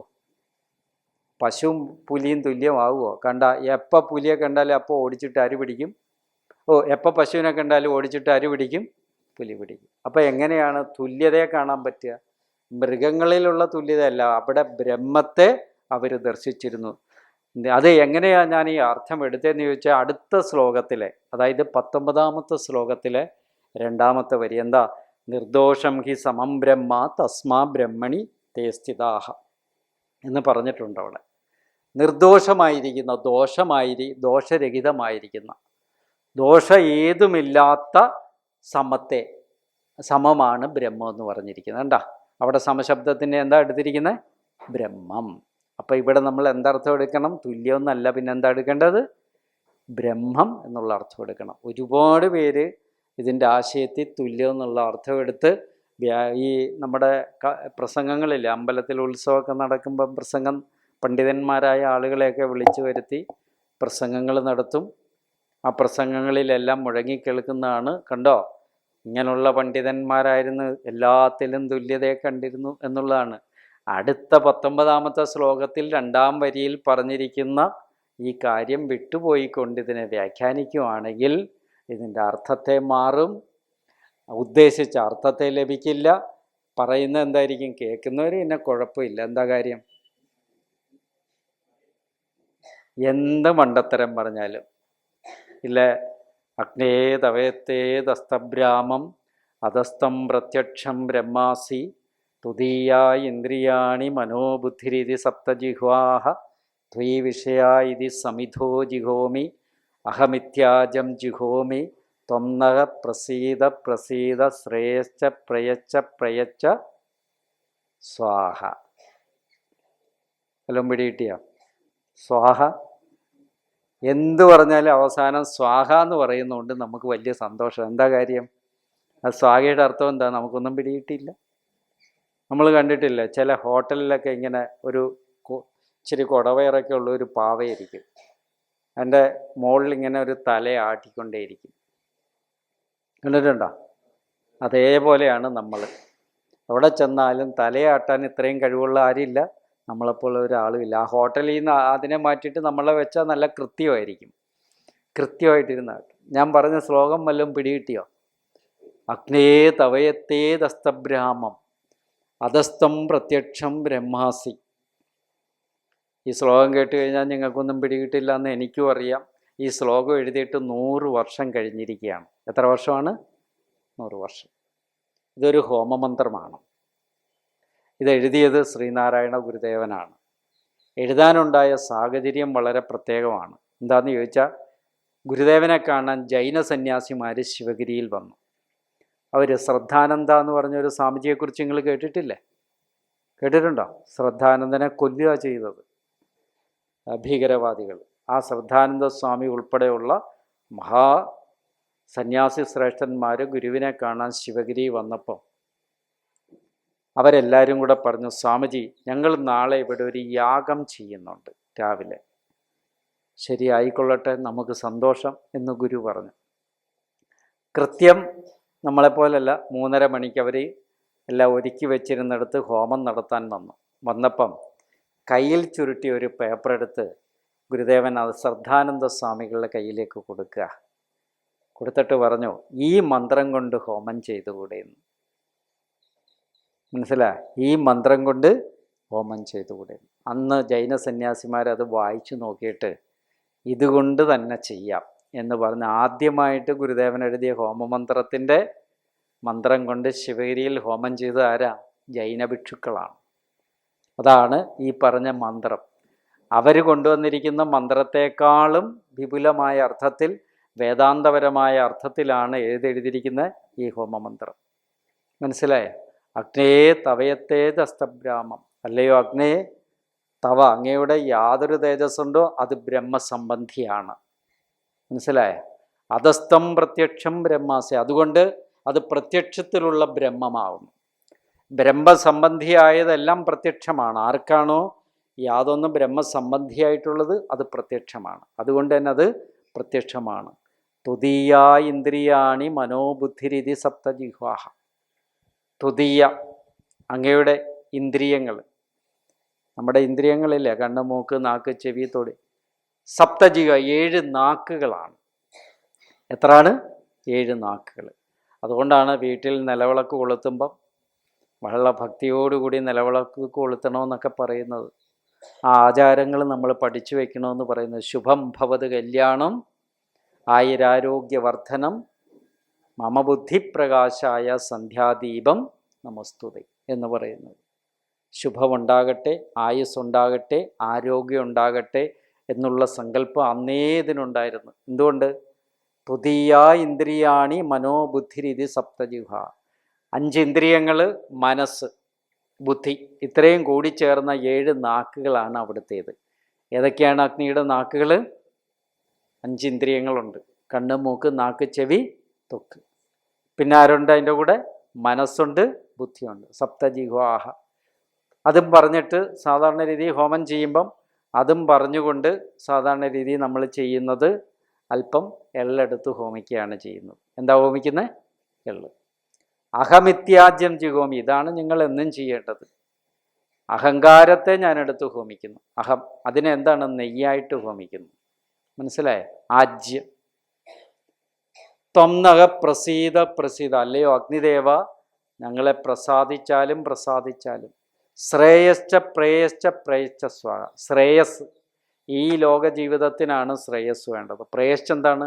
മരണാനന്തര ജീവിതത്തിൽ. ഇത് രണ്ടും ഞങ്ങൾക്ക് നൽകിയാലും. അല്ലയോ അഗ്നിദേവ, അങ്ങയുടെ ഭാര്യയുടെ പേരാണെന്ത്? സ്വാഹ, സ്വാഹാദേവി. മനസ്സിലാകുന്നുണ്ടോ? അപ്പം ഇതിൻ്റെ സാരാംശം എന്താ? ഒരു ജൈന സന്യാസിമാർ വന്നപ്പം 5 മിനിറ്റ് കൊണ്ട് സംസ്കൃതത്തിലെ ഒരു ഹോമമന്ത്രം എഴുതി കൊടുത്ത ഋഷിമാരുടെ നാടായിരുന്നു കേരളം. മനസ്സിലായ? അവരെല്ലാം അത്ഭുതാപകമായി അത്ഭുതപ്പെടുത്തിയ നാടായിരുന്നു കേരളം. ഇന്ന് ഞങ്ങൾ എവിടെ എത്തി നിൽക്കുന്നു? സ്വാഹ ആരാന്ന് ചോദിച്ചാൽ എന്ത് പറയും? സ്വാഹ ആരാ? അതെന്തായാലും കൃത്യമായിട്ട് പഠിച്ചു വിട്ടിട്ടുണ്ട്. എന്താണ്? മതിയോ? നേരിട്ട് കേട്ടില്ല.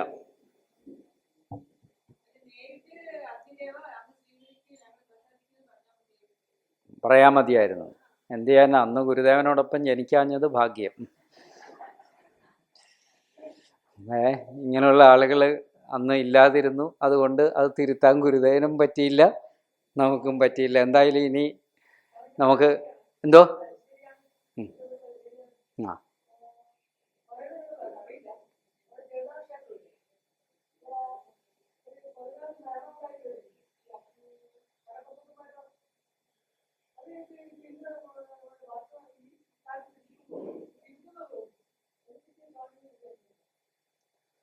പടക്കം ഉണ്ടാക്കിയതാരാ?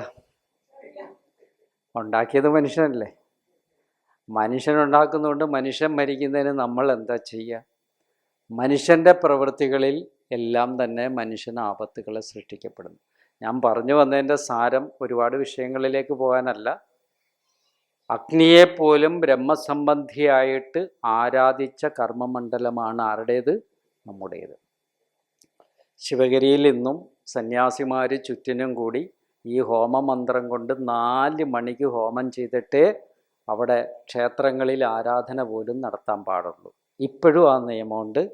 എല്ലാ സന്യാസിമാരും അതിൽ പങ്കെടുക്കണമെന്ന് കർശന നിയമവും ഉണ്ട്. നമ്മൾ ഒരു ദിവസത്തേക്ക് വിസിറ്റിങ്ങിന് എന്നാലും എന്തിൽ പങ്കെടുക്കണം? ഹോമമന്ത്രത്തിൽ. ഇപ്പോൾ നമ്മളൊരു ക്ഷേത്രത്തിൽ നടക്കുന്ന അപമൃത്യുക്കൾ, ക്ഷേത്രത്തിൽ നടക്കുന്ന കാര്യങ്ങൾ സൂക്ഷ്മമായിട്ട് പരിശോധിച്ചാൽ, കൂടൽമാണിക്യം ക്ഷേത്രത്തിലെ 3 പേരെ ആന കുത്തിക്കൊന്നു. ഇത് ദേവൻ്റെ കുഴപ്പമാണോ നിങ്ങളുടെ കുഴപ്പമാണോ? വല്ല കാട്ടിലും കിടക്കുന്നതിനെ കൊണ്ടുവരാൻ ദേവൻ പറഞ്ഞായിരുന്നോ? പറഞ്ഞോ? അപ്പോൾ കാട്ടിക്കിടക്കുന്ന ആളിൻ്റെ വിവേകം എത്രത്തോളം ഉണ്ടെന്ന് നമ്മൾ ആലോചിച്ച് നോക്കുക. വളരെ കുറവായിരിക്കും. അതിനുള്ളിൽ നിന്നുകൊണ്ട് ആ അപമൃത്യു അവിടെ വന്നതിന് ശേഷം പിന്നെ ശുദ്ധികലശവും ഒരുപാട് ചടങ്ങുകളൊക്കെ പിന്നെ ഉണ്ടായി. അതവിടെ ഇരിക്കട്ടെ. ഓരോ പ്രവൃത്തിയും നമ്മൾ ആലോചിച്ച് നോക്കിക്കഴിഞ്ഞാൽ നമ്മുടെ തത്വത്തെ, വേദാന്ത വിചാരത്തെ ത്യജിച്ചുകൊണ്ട് മനുഷ്യൻ ചെയ്യുന്ന കർമ്മമായതുകൊണ്ടാണ് ഇത്രയധികം കുഴപ്പങ്ങൾ സൃഷ്ടിക്കപ്പെടുന്നത്. ഇപ്പോൾ ഉദാഹരണമായിട്ട് പറഞ്ഞു കഴിഞ്ഞാൽ, ഗുരുദേവൻ തന്നെ പറഞ്ഞിട്ടുണ്ട്, കുലവും അകന്നു കുടുംബവും അങ്ങനെ മലയിലിരുന്നു മഹേശ്വര സേവനം. ഇവിടെ പറഞ്ഞ ത്യാഗത്തെക്കുറിച്ച് ഞാൻ പറയാം. മരുത്വാമലയെന്ന് പറഞ്ഞാൽ ഇപ്പോഴും നമുക്ക് കയറിക്കൂടാൻ വലിയ പാടാണ്. അന്നത്തെ കാലത്ത് സ്റ്റെപ്പ് പോലും ഇല്ല, വലിയ പാടാണ്. അങ്ങ് മലയുടെ മുകളിൽ ഒരു ഗുഹയ്ക്കകത്ത് ഗുരുദേവൻ ഇരുന്നു കൊണ്ട് 108 ദിവസം ചട്ടമ്പി സ്വാമികൾ, ശ്രീനാരായണ ഗുരുദേവൻ, 2 മഹാസുകൃതികൾ അവിടെ തപം ചെയ്തിരുന്നു. 2 മഹാസുകൃതികൾ. ആരും അത് തിരിഞ്ഞു നോക്കിയത് പിന്നീട് കാലഘട്ടത്തിലാണ്, എത്രയോ വർഷങ്ങൾക്ക് ശേഷമാണ്. അപ്പോൾ ഞാൻ ആദ്യമായിട്ട് അവിടെ പോകുന്ന 1988 അവിടെ ചെല്ലുമ്പോൾ മരുത്വാമല കയറും. ശിവഗിരി ജോയിൻ ചെയ്യുന്ന വർഷമാണ് ഞാൻ മരുത്വാമലയ്ക്ക് പോകുന്നത്. അപ്പോൾ അവിടെ ചെല്ലുമ്പോൾ എനിക്ക് അത്ഭുതം തോന്നിയത്, 1988 മരുത്വാമലയിൽ കയറാൻ ഞാൻ ഒരുപാട് പാടുപെട്ടു. കാര്യം എന്താന്ന് പറഞ്ഞാൽ സ്റ്റെപ്പുകളൊന്നുമില്ല, വഴുക്കൽ പിടിച്ച പാറകൾ. അതേ കൂടി ഈ മഹാസുഹൃതികളായ 2 പേര് തപം ചെയ്യാൻ മലമുകളിൽ എങ്ങനെ എത്തി, അതെങ്ങനെ കണ്ടുപിടിച്ചു ആ ഗുഹകൾ എന്നുള്ളത് കൂടി നമ്മൾ ചിന്തിച്ചു നോക്കുക. അന്തർനേത്രം കൊണ്ട് അതൊക്കെ സാധിക്കുന്നവരുടെ മുമ്പിൽ നമ്മളെപ്പോലെ ഇന്ദ്രിയ വ്യാപാരത്തുള്ള ബുദ്ധിയോടുകൂടിയ നമുക്ക് അതൊന്നും സാധിക്കില്ല. നമുക്കെല്ലാവർക്കും ഇന്ദ്രിയാരാമന്മാരാണ്. കുലം അകന്നിട്ടില്ല, കുടുംബം അടങ്ങുന്നിട്ടില്ല, മലയിലിരുന്നു മഹേശ്വര സേവനവും നമുക്ക് വിധിച്ചിട്ടില്ല. നമ്മളെപ്പോഴും നമ്മളോട് ചോദിക്കേണ്ട ഒരു ചോദ്യമാണ് ഇവിടെ ഭഗവാൻ അവതരിപ്പിച്ചത്. എന്താ ചോദ്യം എന്ന് ചോദിച്ചു കഴിഞ്ഞാൽ, നിങ്ങൾ എല്ലാത്തിലും വേർകൃത്യങ്ങൾ കാണുന്നുണ്ടോ? വേറിട്ട് വ്യത്യാസങ്ങൾ കാണുന്നുണ്ടോ? അവിടെ നിങ്ങൾ ഒരിക്കലും ആത്മസംബന്ധിയായ വിഷയത്തെ സാക്ഷാത്കരിക്കാൻ യോഗ്യരല്ല. മനസ്സിലായോ? ആ വിഷയത്തെ സാക്ഷാത്കരിക്കാൻ സാധിക്കില്ല.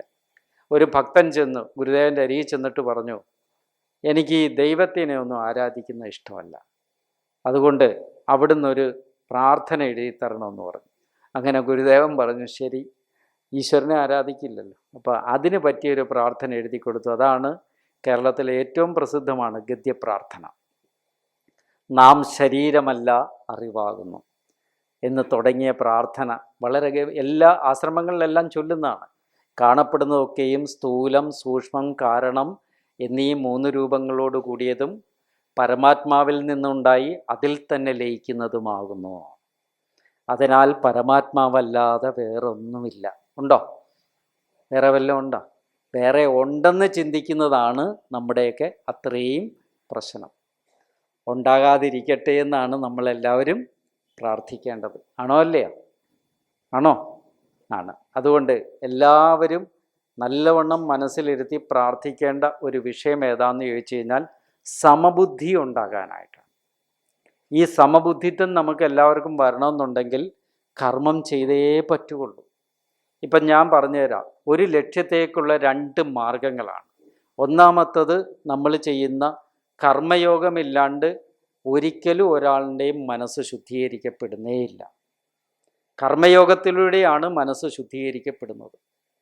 കർമ്മയോഗം അനുഷ്ഠിച്ച് അപ്പോൾ എന്താ, കർമ്മയോഗം ഇല്ലാണ്ട് എങ്ങനെയാണ് മനഃശുദ്ധി കൈവരിക്കുക, അന്ധക്കരണ ശുദ്ധി കൈവരിക്കുക? ചിന്തിച്ചു നോക്ക്. അപ്പം കർമ്മയോഗത്തെ വെടിയാൻ പറ്റുമോ? ഇല്ല. കർമ്മസന്യാസം തന്നെ വരണമെന്നുണ്ടെങ്കിൽ കർമ്മയോഗ അനുഷ്ഠാനം വേണം. വേണ്ടേ? വേണം. വളരെ കാലത്തെ നിരന്തരമായ അനുഷ്ഠാനം കൊണ്ട് മാത്രമേ മനഃശുദ്ധി കൈവരിക്കാൻ ഒരാൾക്ക് സാധിക്കുകയുള്ളൂ. ആ മനഃശുദ്ധി വന്നാലുള്ള ഫലമാണ് ഏതാണ്? നേരത്തെ പറഞ്ഞിരിക്കുന്ന പണ്ഡിതനായിട്ടുള്ള ആളുകൾ. മനഃശുദ്ധി വന്നെങ്കിലേ അത് ആർജിക്കാൻ പറ്റും. അപ്പം എന്താ, കർമ്മയോഗവും കർമ്മസന്യാസവും ഒരേ ലക്ഷ്യത്തേക്കുള്ള 2 മാർഗങ്ങൾ മാത്രം, സാധനകളാണത്, ഉപായങ്ങളാണ്. ഒരു ലക്ഷ്യത്തെ സാധൂകരിക്കാനുള്ള ഉപായങ്ങളാണ് ഏതൊക്കെ? കർമ്മയോഗവും കർമ്മസന്യാസവും. മനസ്സിലായേ? കർമ്മസന്യാസത്തെക്കുറിച്ച് ഞാനിവിടെ ഇരുന്ന് പറഞ്ഞ് കർമ്മയോഗം ഇല്ലെങ്കിൽ സന്യാസം വരുമോ? അതിലെന്തും വേണം. പിന്നെയും പറയുന്നുണ്ട്, കർമ്മയോഗവും കർമ്മസന്യാസവും ആണെങ്കിലും ഗീതയിൽ തന്നെ പറയുന്നുണ്ട്, എന്താണ്? ഭോക്തൃത്വ രൂപം. ഭോക്തൃത്വ രൂപങ്ങളെ തിരിച്ചിരിക്കണം. ഞാൻ ഭോക്താവാണ്, ഞാൻ അനുഭവിക്കുന്നതാണെന്നുള്ള അഹംവൃത്തിയെ ഉപേക്ഷിച്ചിരിക്കണം. എങ്കിൽ മാത്രമേ ശാന്തി വരികയുള്ളൂ. നിങ്ങൾ വെറുതെ ഇരുന്നൊന്ന് ചിന്തിച്ചു നോക്കുക. ഗുരുദേവൻ പറഞ്ഞല്ലോ, നാം ശരീരമല്ല അറിവാകുന്നു.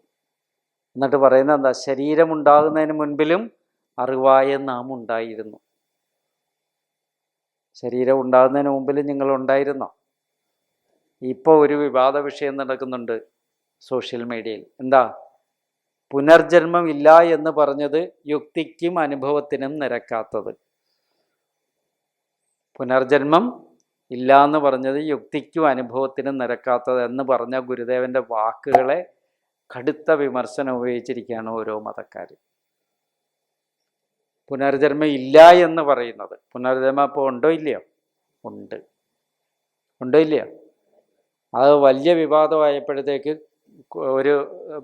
ഒരിടത്തൊരു വിവാദ ചർച്ചയ്ക്ക് വിളിച്ചപ്പം ഞാൻ പറഞ്ഞ്, ഗുരുദേവൻ തന്നെ പറയുന്നുണ്ട്, ഉടയും ഉരിക്കും ഉദിക്കുമൊന്നു മാറി തുടരും ഇതിങ്ങുടലിൻ സ്വഭാവമാകും എന്ന് ഗുരുദേവൻ തന്നെ വ്യക്തമാക്കിയിട്ടുണ്ട്. എന്തുവാ? ഈ ശരീരം നശിക്കും, വീണ്ടും ജനിക്കും. കടലിൽ അജസ്രവമുള്ള കർമ്മമത്തെ, ഈ കടലിലെ തിരമാലകൾ വന്നും പോയിരിക്കുന്ന പോലെ അനേകം കർമ്മങ്ങൾ ഇങ്ങനെ ശരീരമെടുക്കുകയും നശിക്കുകയും ചെയ്തിരിക്കുന്ന കർമ്മം നടന്നുകൊണ്ടിരിക്കുകയാണ്. അപ്പം പിന്നെ ഇവിടെ ജനനവും മരണവും ഉണ്ട് എന്ന് അവർ സംശയരഹിതമായിട്ട് നമ്മളോട് പറയുമ്പം നമുക്ക് പിന്നെ സംശയം വേണോ വേണ്ടയോ? വേണ്ട. കാര്യം എന്താ? ഇപ്പം അടുത്ത കാലത്ത് ഒരു വെളിപ്പെടുത്തലുണ്ടായിരിക്കുന്നു. അമേരിക്കയിലെ കുറച്ച് ശാസ്ത്രജ്ഞന്മാർ കൂടിയിട്ട് മസ്തിഷ്കം മരിച്ചു കഴിഞ്ഞാലും അതിൽ ശേഷിക്കുന്നുണ്ട് കുറേ കാര്യങ്ങളൊന്നും. പുനർജന്മ സിദ്ധാന്തത്തെ അനുകൂലിച്ചുകൊണ്ട് പറഞ്ഞിരിക്കുന്നതാണ്. മരിച്ചു കഴിഞ്ഞാലും മസ്തിഷ്കത്തിനകത്ത് ശേഖരിച്ചു വെച്ചിരിക്കുന്നത് അതേപോലെ തന്നെ ഇരിക്കുമെന്ന്. അപ്പോൾ അതിൻ്റെ അർത്ഥം എന്താ? വീണ്ടും ജനനം ഉണ്ടെന്ന് തന്നെയല്ലേ? ആണോ അല്ലേ? ആണ്. അപ്പം പിന്നെ അതിനകത്ത് സംശയം വല്ലതും വേണോ? വേണ്ട. അപ്പോൾ നമ്മുടെയൊക്കെ ഉള്ളിൽ വന്നിരിക്കുന്ന ദോഷങ്ങളെയൊക്കെ മാറ്റുക. ആദ്യം നിങ്ങൾ ഇവിടെ പറഞ്ഞിരിക്കുന്ന ഏറ്റവും പ്രധാനപ്പെട്ട കാര്യം, സമയമായില്ലല്ലോ, ഒന്ന് പറഞ്ഞോണം. മൊബൈൽ ഓഫാകുന്നുണ്ട്. എത്ര വരെയാണ്? 11:30 വരെ. ഇവിടെ ഉണ്ടല്ലോ. ശരി. ഇരുളിലിരിപ്പവൻ ആര് ചൊൽക നീ എന്നൊരുവൻ ഉരപ്പത് കേട്ടു താനുമേവം. അറിവതിനായി അവനോട് നീയുമാരൻ അരുളുമിതിൻ പ്രതിവാക്യമേകമാകും. കേട്ടോ, ഞാനിപ്പോൾ സമയമാണ് ചോദിച്ചത്, അപ്പോൾ അവിടെ ഇരിക്കുന്ന ഒരാൾ ഇവിടെ ഉണ്ടെന്ന് പറഞ്ഞു. പക്ഷെ എൻ്റെ അടുത്തിരിക്കുന്ന ഇദ്ദേഹത്തെ ഞാൻ കണ്ടില്ല.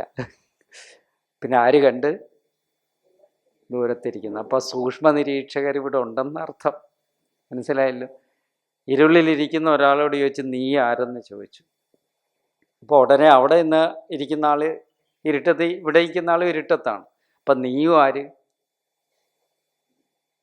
രണ്ടുപേരുടെയും ചോദ്യം പ്രസക്തമാണോ അല്ലേ? ഉടനെ ഉത്തരം ഞാനെന്നാണല്ലോ ആദ്യം പറയുക. ഞാൻ ഗോവിന്ദൻകുട്ടി എന്നല്ലേ നമ്മൾ പറയുള്ളൂ. അപ്പോൾ ഇതൊക്കെ നമ്മൾ ആലോചിച്ച് വെച്ച് കഴിഞ്ഞാൽ നമ്മുടെ ഉള്ളിലുള്ള വിദ്യ കൊണ്ട്, അറിവ് കൊണ്ട് വിനയവും സമ്പാദിച്ച് തികഞ്ഞവരായി കഴിഞ്ഞാൽ നമ്മുടെ ഉള്ളിൽ സമദർശിത്വം ഉറപ്പായിട്ടും വരും. മനസ്സിലായോ? സമദർശിയാകണം, തുല്യതയോടുകൂടി കാണണമെങ്കിൽ അറിവ് പ്രധാനമാണ്. കുഴപ്പമില്ലല്ലോ. ഇല്ല. അപ്പോൾ അറിവ് പ്രധാനമാണ്. ആ അറിവ് സമ്പാദിക്കുക എന്നുള്ളതാണ് ഇവിടെ പറഞ്ഞിരിക്കുന്ന ഏറ്റവും പ്രധാനമായിട്ട് ഭഗവാന്റെ ഉപദേശം. നമ്മൾ സാധാരണ രീതിയിൽ പണ്ഡിതൻ എന്നുള്ള വാക്കുകൾ എല്ലാവരും കേൾക്കുന്നുണ്ട്. പണ്ഡിതന്മാർ, പണ്ഡിതാഹ സമദർശിന എന്നാണ് പറഞ്ഞിരിക്കുന്നത്. പണ്ഡിതന്മാർ സമദർശികളാണ്, സമത്തെ ബ്രഹ്മത്തെ ദർശിക്കുന്നവരാണ്.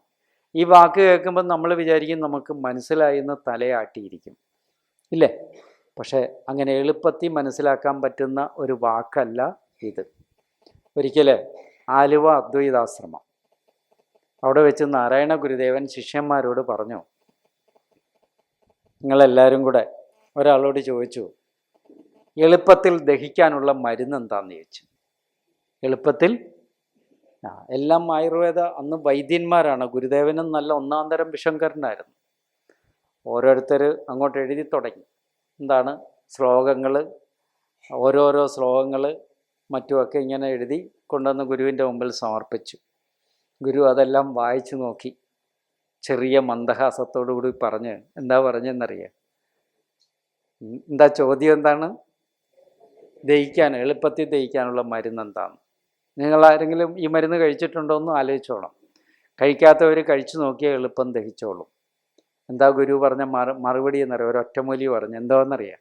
ആ ഒറ്റമൂലി, കടം തന്ന ആളെ കണ്ടാൽ മതി. ആരെ കണ്ടാൽ മതി?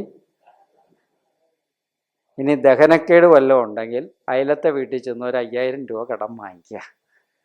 10 തവണ അയാളെ കൊണ്ട് ചോദിപ്പിക്കുക. സകലതും ദഹിച്ചോളും, ദഹന വ്യവസ്ഥിതിയെ ഒന്നും ബാധിക്കില്ല, യാതൊന്നും സത്യമല്ലേ? നമ്മളൊന്ന് ആലോചിച്ച് നോക്കുക.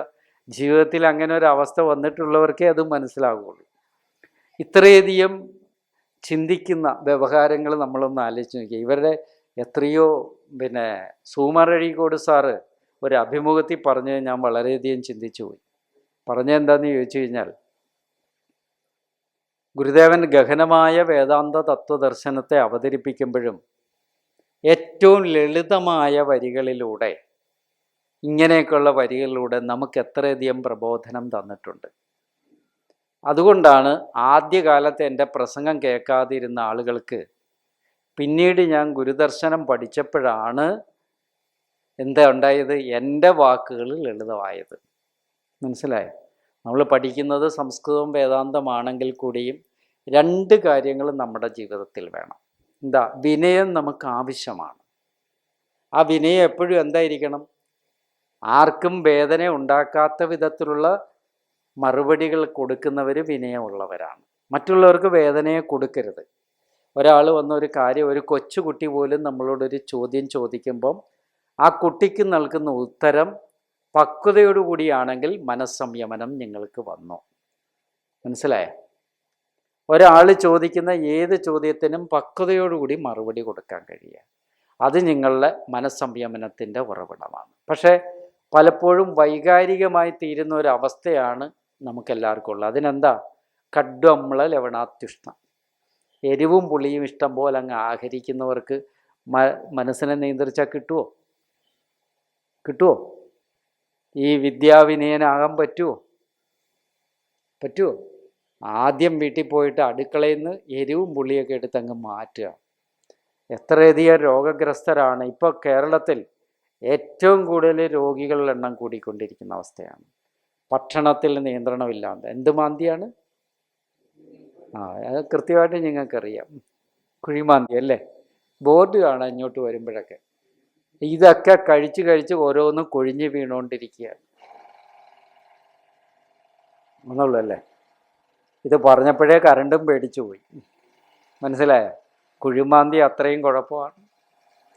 അപ്പം ഇവിടെ നമ്മളെല്ലാവരും ആലോചിക്കേണ്ടത് നമ്മുടെ സ്വഭാവ രൂപീകരണത്തിന് ഈ പറയുന്ന കൃതികളിലൊക്കെ പറയുന്ന കർമ്മയോഗമായാലും എന്തും അനുഷ്ഠിക്കണമെന്നുണ്ടെങ്കിൽ അതിനൊരുപാട് ഘടകങ്ങൾ ആവശ്യമാണ്.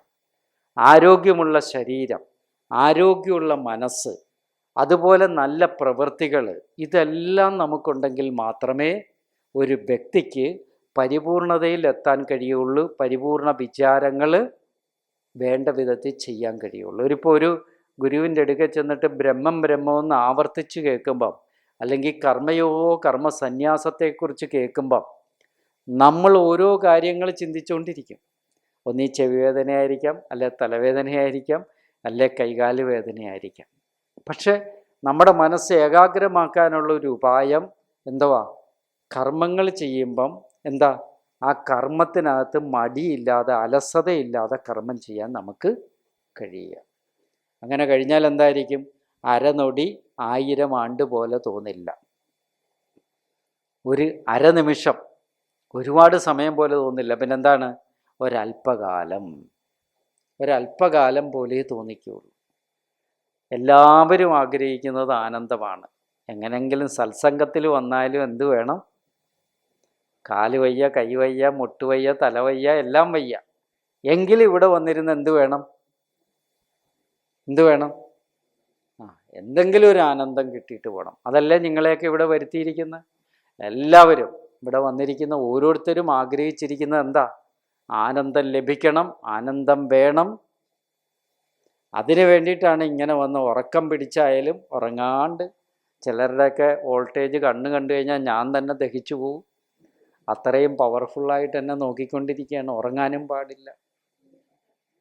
മനസ്സിലായോ? ഉറങ്ങിയാലെങ്ങാനും വല്ലതും പറഞ്ഞാലോ? മനസ്സിലായോ? ഏറ്റവും പുറകിലിരിക്കുന്നവരും മിടുക്കരാണ്. അവരുടെ തല നേരെ ഇരുന്നിട്ടില്ല. മനസ്സിലായോ? എന്താ അതിൻ്റെ കാരണം? അവരുണ്ടോയെന്ന് പോലും അറിയില്ല. ഞങ്ങൾ ശിവഗിരി ബ്രഹ്മവിദ്യാലയത്തിൽ പഠിക്കുമ്പോൾ ഒരു സ്വാമിജി ഏറ്റവും പുറകിൽ മാറി ഇങ്ങനെ ഇരിക്കുമായിരുന്നു. തല അങ്ങോട്ട് പോവില്ല, ഇങ്ങോട്ട് പോവില്ല. 7 വർഷം കൊണ്ട് അദ്ദേഹം പ്രാപ്തമാക്കിയ ഒരു കോഴ്സുണ്ട്. എന്താണെന്നറിയാം? എന്തുവാ? ഉറങ്ങിക്കഴിഞ്ഞാൽ വീഴാണ്ടിരിക്കുക. ഉറങ്ങിക്കഴിഞ്ഞാൽ വീഴാണ്ടിരിക്കുക. അങ്ങനെ ഒരു കോഴ്സുണ്ട്. മനസ്സിലായി? അപ്പോൾ ഏറ്റവും പുറകിൽ പോയിരിക്കുന്നവർ മിടുക്കന്മാരാണ്. അവർക്കെന്താണ്? എവിടെ ചെന്നാലും ശ്രീലങ്കയും കേരളവും തമ്മിൽ വലിയ വ്യത്യാസമില്ലല്ലോ. കുംഭകർണൻ്റെ അനുയായികൾ കേരളത്തിൽ പണ്ടേ ഉണ്ടായിരിക്കാം. അതുകൊണ്ടായിരിക്കാം നമുക്ക് പെട്ടെന്ന് ഉറക്കം വരുന്നത്. പക്ഷേ ഇതൊന്നും കേൾക്കുമ്പോൾ ഉറങ്ങരുതെന്നൊരു ദൃഢപ്രതിജ്ഞ എടുത്ത് നോക്കിയേ. അപ്പം കാണാം നമ്മുടെ മനസ്സിൻ്റെ പവർ. നിങ്ങൾക്കൊരു കാര്യം പ്രാപ്തമാകുമ്പോൾ അതിന് വശംവദനാകാതിരുന്ന് നോക്കിയാൽ അപ്പോഴാണ് നിങ്ങളുടെ കഴിവ് നിങ്ങൾക്ക് മനസ്സിലാകുകയുള്ളൂ. ഏതെങ്കിലും ഒരു കാര്യത്തിൽ നമുക്ക് പ്രാപ്തമാകുമ്പം മനസ്സതിനോട് ഇടചേർന്ന് നിന്നുകൊണ്ട് അത് പ്രാപ്തമാക്കുന്നതല്ല തൃപ്തി. മാവേൽ നിൽക്കുന്ന മാങ്ങ എറിഞ്ഞ് താഴെയിട്ട് വീഴുന്ന വരെ എറിഞ്ഞുകൊണ്ടിരിക്കുന്ന ഒരാളും, വീണ് കഴിഞ്ഞ് ചെളി വീണ മാങ്ങ കഴുകാൻ കൊണ്ടുപോകുന്ന ആൾ, കഴുകിക്കഴിഞ്ഞ് അത് കഴിച്ചതിന് ശേഷമാണ് ആ വ്യക്തിക്ക് എന്ത് കിട്ടുക? ശാന്തി കിട്ടുക. മാവേലെറിയുമ്പോഴതൊക്കെ എന്തായിരിക്കും? ഒരാവേശമാണ്. മാങ്ങ ചെളി വീണതിന് ശേഷം വെള്ളം കണ്ടെത്താൻ ഒരാവേശമാണ്. വെള്ളം കണ്ടെത്തി കഴുകിക്കഴിഞ്ഞ് അത് കഴിക്കുമ്പോഴാണ് എന്ത് തീരുന്നത്? ആവേശമെല്ലാം തീർന്ന് മനസ്സ് കെട്ടടങ്ങുന്നത്. വിഷയങ്ങളുടെ പുറകെ മനസ്സ് എത്ര സഞ്ചരിച്ചാലും മനസ്സിനൊരിക്കലും തൃപ്തി കിട്ടില്ല എന്നുള്ളത് കൊണ്ടാണ് അദ്വൈതാശ്രമത്തിലെ അന്തർയോഗത്തിന് ആരെത്തുന്നത്? നിങ്ങളെത്തുന്നത്. അല്ലെങ്കിൽ വിഷയങ്ങളിൽ നിന്നാണ് സുഖം ലഭിച്ചിരുന്നെങ്കിൽ ഇവിടെ ഇരിക്കുന്ന ഒരാളും എന്ത് ചെയ്യില്ലായിരുന്നു? ആശ്രമത്തിലും വരില്ല, ആശ്രമങ്ങളേ ഉണ്ടാകില്ലായിരുന്നു. എന്താ കാര്യം? അത് തന്നെ പരമാർത്ഥം ആയേനെ. മനസ്സിലായല്ലോ?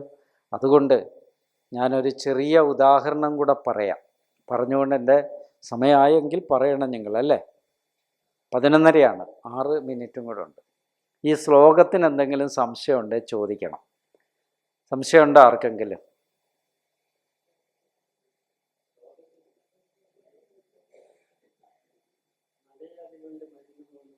പാമ്പും പുലിയും അതിനിരുപാടുമുണ്ട് കാവൽ, അതിൻ്റെ സംശയമുണ്ട്. അത് ഞാനിവിടെ പറഞ്ഞിട്ടേ ഇല്ല.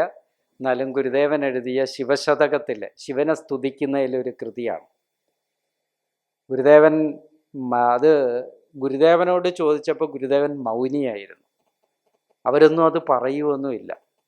പക്ഷേ ശിവലിംഗദാസ് സ്വാമികൾ രേഖപ്പെടുത്തി വെച്ചിട്ടുണ്ട്. ഗുരുദേവൻ്റെ ശിഷ്യനായ ആദ്യത്തെ ശിഷ്യൻ എന്താ രേഖപ്പെടുത്തിയത്? ഗുരുദേവനെ കാണാൻ ആദ്യമായിട്ട് ചെല്ലുമ്പം ശിവലിംഗദാസ് സ്വാമികളുടെ ഗുരുദേവൻ്റെ അരികിൽ ഒരു പുലി ഉണ്ടായിരുന്നു, അടുത്തൊരു പാമ്പും ഉണ്ടായിരുന്നു. അപ്പോൾ ഇതിനെ കണ്ടിട്ട് ശിവലിംഗദാസ് സ്വാമികൾ ദൂരത്ത് നിന്നു എന്നാണ് പറയുന്നത്.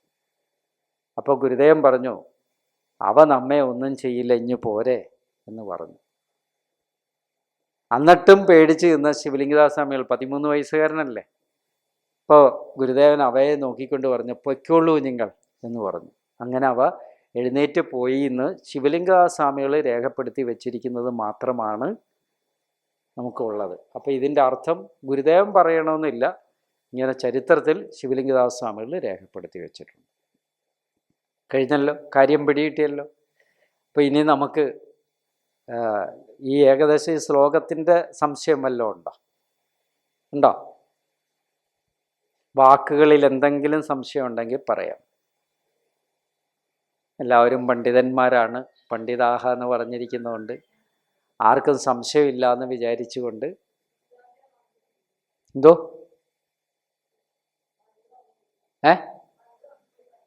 മന്ത്രം, അത് പുരുഷ സൂക്തത്തിലുള്ളൊരു മന്ത്രമാണ്. ഏത് മന്ത്രമാണ്? ഞാൻ നേരത്തെ ചൊല്ലിയതാണോ അതോ ഹോമമന്ത്രമോ?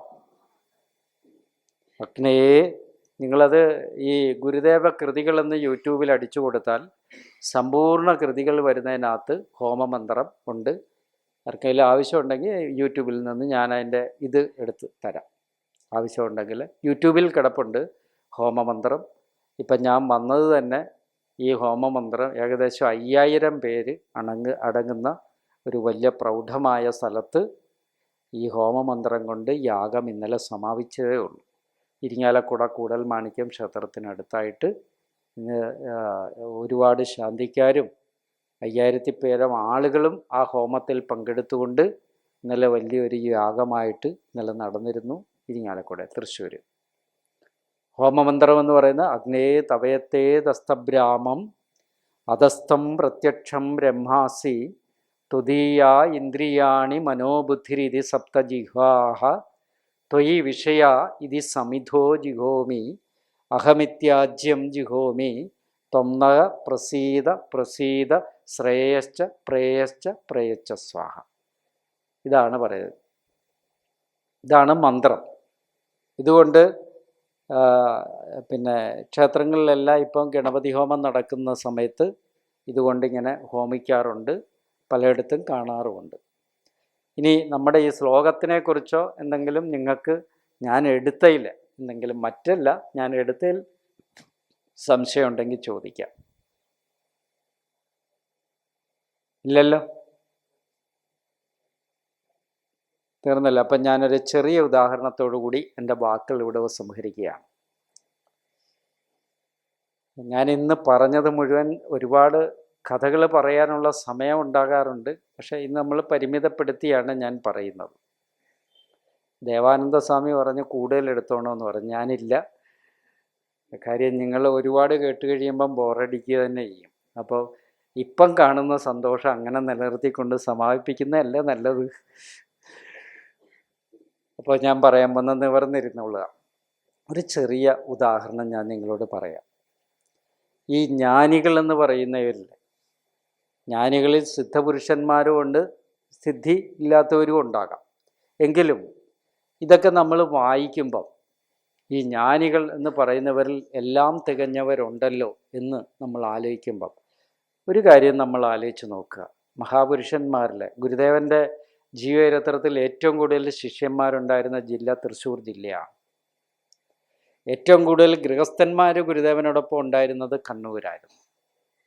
കണ്ണൂരുകാരൻ മൂർക്കോത്ത് കുമാരൻ എഴുതിയ ഗുരുദേവൻ്റെ സന്തത സഹചാരിയായിരുന്ന ഒരാളിൻ്റെ ഒരു കാര്യം മാത്രം സൂചിപ്പിച്ചുകൊണ്ട് ഈ പണ്ഡിതനായ സമദർശിയെക്കുറിച്ച് ഒരു വാക്ക്. നമ്മുടെ ഈ വിഷയങ്ങളെയൊക്കെ നമുക്ക് എല്ലാ ദിവസവും രാവിലെ എഴുന്നേറ്റ് കുളി കഴിഞ്ഞിട്ട്, നിങ്ങൾ നന്നാകാൻ വേണ്ടി മാത്രം പറയുക, നന്നായിരിക്കുകയാണ്, എന്നേക്കാളും തടിയുണ്ട് നിങ്ങൾക്ക് എല്ലാവർക്കും എന്നെനിക്കറിയാം, ശരീരം കൊണ്ട് മാത്രം നന്നായാൽ മതിയോ? പോരാ. പിന്നെ എന്ത് വേണം? മനസ്സുകൊണ്ട് നന്നാകണം. നമ്മൾ എല്ലാ ദിവസവും ഒരു കൃത്യമായ സമയത്ത് ഒരു അനുഷ്ഠാനക്രമത്തോടു കൂടി ജീവിതം ആരംഭിക്കുകയാണെങ്കിൽ എത്ര മുഖപ്രസന്നത ഞങ്ങളുടെ മുഖത്തെല്ലാം കാണാൻ പറ്റും, എത്ര സന്തോഷം നമുക്കുണ്ടാകും. ഇപ്പം നോക്കിയേ, ഹിന്ദുക്കളിലല്ലേ ആരോഗ്യ പ്രശ്നങ്ങൾ ഏറ്റവും കൂടുതൽ? ആണോ അല്ലയോ? എന്താ കാര്യം? ഉണരണം, ഇനി ഉറങ്ങണം, ഭുജിക്കണം, അശനം പുണരേണം എന്നിവണ്ണം. ഇത്രയും പറഞ്ഞാൽ മതിയല്ലോ. ശാപ്പാടടിക്കുക, ഉറങ്ങുക, പുണരുക, പിന്നെയും രാവിലെ എഴുന്നേൽക്കുക, 6 മണിക്ക് എഴുന്നേൽക്കുക, ശാപ്പാടടിക്കുക. ഇത് മാത്രം ചെയ്യുന്നതുകൊണ്ടാണ് ഈ ഹാർട്ട് ബ്ലോക്കും കിഡ്നി ട്രബിളും ഒക്കെ വന്ന് നശിച്ചുകൊണ്ടിരിക്കുകയാണ്. മുഴുവൻ ഹോസ്പിറ്റലിന് കൊണ്ട് കൊടുത്തുകൊണ്ടിരിക്കുക. ആരോഗ്യ സംരക്ഷണം നമ്മുടെ ഇടയ്ക്ക് കൂട്ടണം. അതിനുവേണ്ടി ആരോഗ്യപരമായിട്ട് എല്ലാ ദിവസവും രാവിലെ എഴുന്നേറ്റ് കുളിച്ച് നിങ്ങളുടെ വീട്ടിൽ നിന്ന് തന്നെ ഒരു സമദർശിയുടെ ആരംഭം കുറിക്കണം. നിങ്ങളുടെ വീട്ടിൽ എല്ലാവർക്കും, ഭാര്യ, മക്കള്, എല്ലാവരും ഒരുമിച്ച് നിൽക്കുന്ന, പരസ്പരം സ്നേഹത്തോടുകൂടി വിശ്വാസത്തോടുകൂടി ജീവിക്കുന്ന ഒരു അന്തരീക്ഷം സൃഷ്ടിച്ചാൽ അതിലെയും വലിയ ആശ്രമം വേറെ ഒന്നുമില്ല. ഉണ്ടോ? നിങ്ങൾ പരസ്പരം, പുരുഷനും സ്ത്രീയും വിശ്വാസത്തോടും സ്നേഹത്തോടും കൂടി ജീവിക്കുന്ന ഒരിടമായിക്കോട്ടെ. അതാവുമ്പം നിങ്ങളുടെ കുടുംബജീവിതം എത്ര ഭംഗിയായിരിക്കും, എത്ര ധന്യതയായിരിക്കും. അറിയാമോ? ഇതൊന്ന് ആലോചിച്ച് നോക്കിക്കഴിഞ്ഞാൽ, ഞാൻ എൻ്റെ ഒരു ചെറിയ അനുഭവം കൂടെ പറഞ്ഞുകൊണ്ട് ഞാൻ നിർത്താം. എൻ്റെ അനുഭവമുണ്ട്. നിങ്ങൾ തലശ്ശേരി ജഗന്നാഥ ക്ഷേത്രം കണ്ടിട്ടില്ലേ? എല്ലാവരും കണ്ടിട്ടുണ്ടല്ലോ. അതിന് മുറ്റത്തൊരു വലിയ ഗ്രൗണ്ടുണ്ട്. ഒരിക്കൽ മൂർക്കോത്ത് കുമാരൻ പറഞ്ഞു, ജാതിയിൽ താഴ്ന്ന സമുദായത്തിൽപ്പെട്ടവരെ തലശ്ശേരി ജഗന്നാഥ ക്ഷേത്രത്തിൽ കയറ്റുന്നില്ല. അതെന്താ അങ്ങനെ? നമ്മുടെ ക്ഷേത്രങ്ങളിലോ? പാടില്ല. അന്ന് തന്നെ ഗുരുദേവൻ ട്രെയിൻ കയറി എവിടേക്കാ? തലശ്ശേരി ജഗന്നാഥ ക്ഷേത്രത്തിലേക്ക്. ടെലഗ്രാമാണെന്നുള്ളത് അവരെ അറിയിച്ചു, ഗുരുദേവൻ വരുന്നു എന്നുള്ളത്. ഗുരുദേവൻ അവിടെ ചെന്നു കഴിഞ്ഞപ്പോൾ ആളുകളെല്ലാം തടിച്ചുകൂടി. അങ്ങ് കുറച്ചകലെ മാറി ഗുരുദേവൻ ആ തലശ്ശേരി ജഗന്നാഥ ക്ഷേത്രത്തിൻ്റെ മുൻവശത്ത് മണൽത്തരിയിൽ ഒരു ചാരു കസേരയിൽ ഇങ്ങനെ ഇരിക്കുന്ന സമയത്ത് ദൂരത്ത് വെള്ള വസ്ത്രം ഉടുത്തുകൊണ്ട് താഴ്ന്ന സമുദായത്തിൽപ്പെട്ട, ഹിന്ദു സമാജത്തിൽ അങ്ങനെയാണല്ലോ, വിവേചനങ്ങളാണല്ലോ, അങ്ങനെ താഴ്ന്ന സമുദായത്തിൽപ്പെട്ട കുറേയധികം ആളുകൾ അവിടെ നിൽക്കുന്നു. അപ്പോൾ ചോദിച്ചു, എന്താ അവരവിടെ നിൽക്കുന്നേ എന്ന് ചോദിച്ചു. അപ്പോൾ പറഞ്ഞു, അവര് ജാതിയിൽ താഴ്ന്നവരായതുകൊണ്ട് ക്ഷേത്രത്തിൽ കയറ്റുന്നില്ല. എന്തുകൊണ്ട്? അവർ വസ്ത്രം, നല്ല വസ്ത്രമല്ലേ ധരിച്ചിരിക്കുന്നത്. നല്ല വസ്ത്രം എടുത്ത് വിശ്വാസത്തോടും ശുദ്ധിയോടും കൂടിയും വരുന്നവരെ കയറ്റേണ്ട ഇടമല്ലേ ക്ഷേത്രം. അത് ഭാരവാഹികൾ സമ്മതിക്കില്ല. ആരാ സമ്മതിക്കാത്തത്? അപ്പോൾ ഗുരുദേവൻ ചോദിച്ചു, ഭാരം വഹിക്കുന്നത് തൂണല്ലേ, അതും സമ്മതിക്കണോ അകത്ത് കയറ്റാൻ? ഇവിടെ അങ്ങനെ ഉണ്ടോ നിയമം എന്ന് ചോദിച്ചു. നോക്കണേ, ഇതൊക്കെയാ ഗുരുദേവൻ്റെ ഗർജിക്കുന്ന സൗണ്ടായിട്ട് നമ്മൾ കാണേണ്ടത്. ഭാരം വഹിക്കുന്ന ആരാ? തൂണ്. സൂക്ഷിച്ച് വേണം ഉപയോഗിക്കാൻ ഓരോ പദവും. അപ്പോൾ അടുത്ത് നിന്ന ആള് ഇനിയൊന്നും അധികം സംസാരിപ്പിക്കണ്ടെന്ന് വിചാരിച്ചുകൊണ്ട് 1 വർഷം കഴിഞ്ഞ് കയറ്റിക്കൊള്ളാമെന്ന് പറഞ്ഞു. എത്ര? 1 വർഷം. അപ്പോൾ ഗുരു അദ്ദേഹത്തിൻ്റെ മുഖത്ത് ചോദിച്ചിട്ട്, 1 വർഷം കഴിഞ്ഞാൽ കയറ്റുമോ? തീർച്ചയായും സ്വാമിജി, 1 വർഷം കഴിഞ്ഞ് കയറ്റാമെന്ന് പറഞ്ഞു. ആ ചാരു കസേരയിൽ ഗുരുദേവൻ തൻ്റെ 2 കണ്ണുകളും ഇറുക്കി അടച്ചു. മനസ്സിലാക്കിക്കോണം, ആ ഗുരുക്കന്മാരൊക്കെ എത്ര സഹിച്ചിട്ടുണ്ടെന്ന് നമ്മൾ ആലോചിച്ച് നോക്കണം. മനുഷ്യന്മാർ കാട്ടിക്കൂട്ടുന്ന കോപ്രായങ്ങൾ കൊണ്ട് അന്യമതസ്ഥർ മലബാർ ലഹളകളൊക്കെ നടത്തി ഹിന്ദുക്കളെ മുസ്ലിമാക്കി മാറ്റുന്നവരെ വിവേചന ബുദ്ധിയോടുകൂടി കാത്തിരിക്കുന്ന മണ്ടന്മാരുടെ പേരാണ് എന്ത്? ഹീനം ദമേദീതി ഹിന്ദു. മനസ്സിലായ? അന്യ സമുദായക്കാർക്ക് കയറി നിരങ്ങാനുള്ള അവസരം കൊടുത്ത് എന്തുകൊണ്ടാണ്? നിങ്ങളുടെ വേർതിരിവുകളും നിങ്ങളുടെ അഹംഭാവവും ഒക്കെ കൊണ്ടാണ്. ഗുരു 2 കണ്ണുകളും അടച്ചു. കണ്ണിൽ നിന്ന് ധാരയായിട്ട് ജലം ഒഴുകി. ചരിത്രത്തിൽ രേഖപ്പെടുത്തി വച്ചിരിക്കുന്ന 2 തവണത്തെ കണ്ണുനീർത്തുള്ളിയുണ്ട് കേരളത്തിൽ.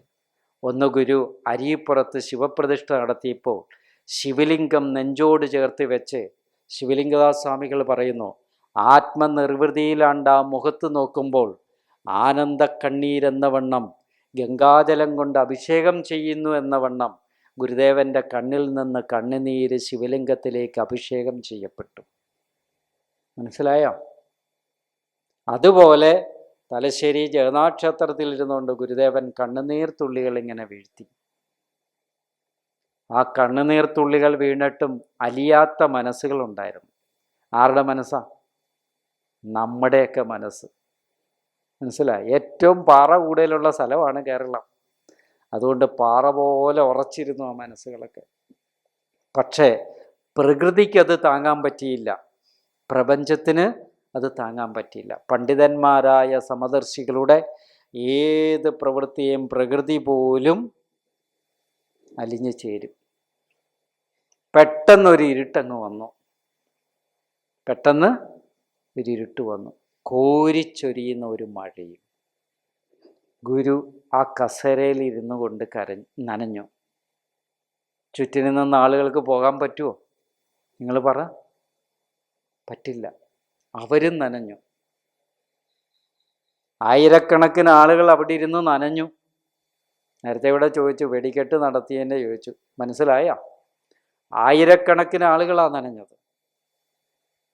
ആ നനഞ്ഞതിൽ എല്ലാവരും നനഞ്ഞ് കുറച്ച് കഴിഞ്ഞപ്പം ആരും ഒരു തുള്ളി വെള്ളം പോലും തുടച്ചു നീക്കിയില്ല.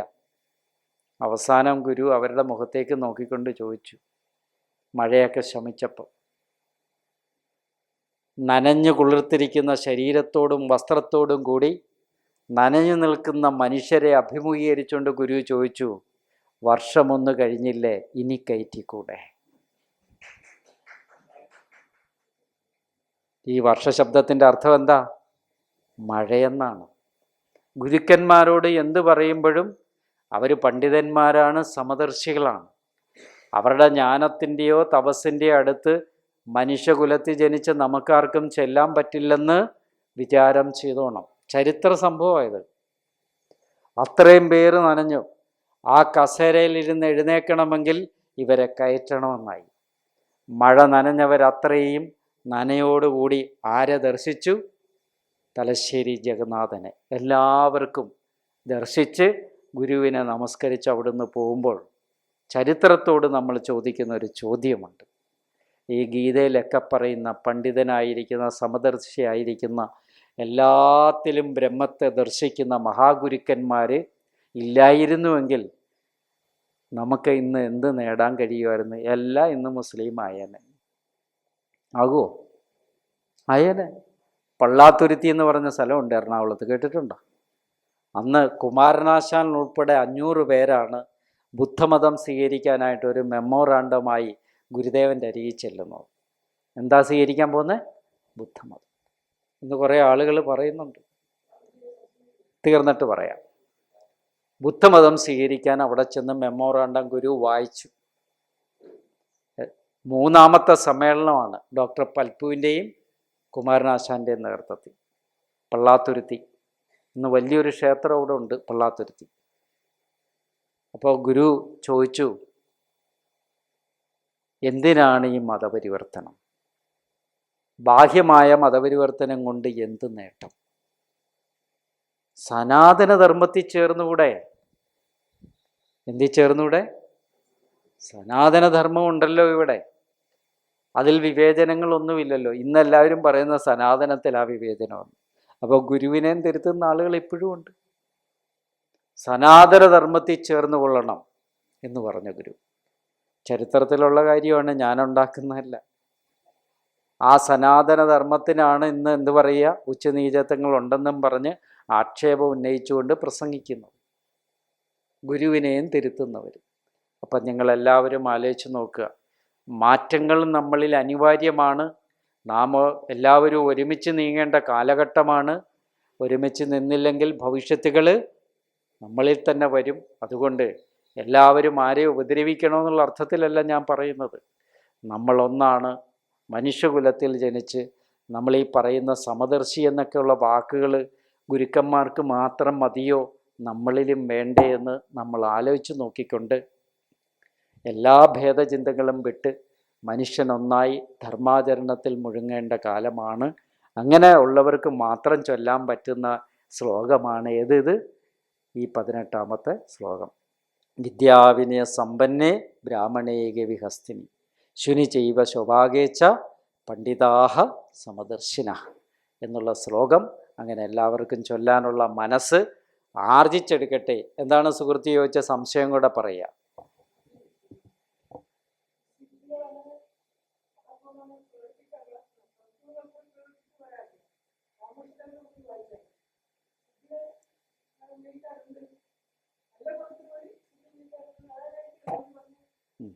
ശരി, പറയാം.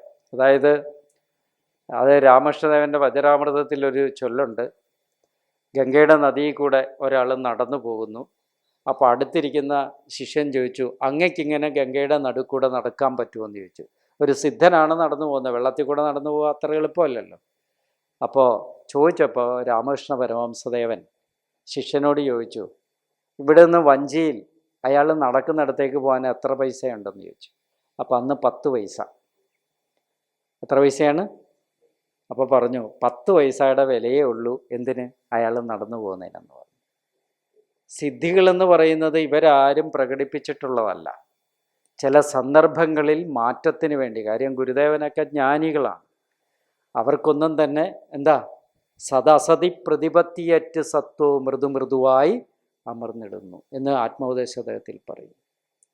അങ്ങനെയുള്ള മഹാപുരുഷന്മാർക്കൊന്നും തന്നെ എന്തില്ല, സിദ്ധികൾ പ്രകടിപ്പിക്കണമെന്നോ അല്ലെങ്കിൽ അത് പ്രകടിപ്പിച്ച് ആരിൽ നിന്ന് കയ്യടി നേടണമെന്നോ ഒന്നുമില്ല. പക്ഷേ ചില കാര്യങ്ങൾക്ക് വേണ്ടി അവർ മാറ്റം ഉണ്ടാക്കാൻ ഇതിനെയൊക്കെ ഉപയോഗിച്ചു എന്നുള്ളത് ചരിത്രത്തിൽ ഉണ്ട് താനും. എത്രയോ അത്ഭുതങ്ങൾ ഭഗവാന്റെ ഗീതയിൽ തന്നെ ഇല്ലേ. ഇവിടെ ഗീതയിൽ പറയുന്ന ഭഗവാൻ വിഷ്ണു എന്ന് പറയുന്നത് വിഷ്ണു പുരാണത്തിൽ പറയുന്ന വിഷ്ണു അല്ല, സർവവ്യാപിയായ ഭഗവാനെയാണ് ഇവിടെ പറയുന്നത്. യശോദാനന്ദനെ കുറിച്ചല്ല, ശരീരാഭിമാനിയല്ല. പിന്നെന്താണ്? ആത്മബുദ്ധിയാ വ്യാപിയായിരിക്കുന്ന ഭഗവാനാണ് ഇവിടുത്തെ കൃഷ്ണ ഭഗവാൻ എന്നും കൂടെ നിങ്ങൾ ധരിച്ചോണം.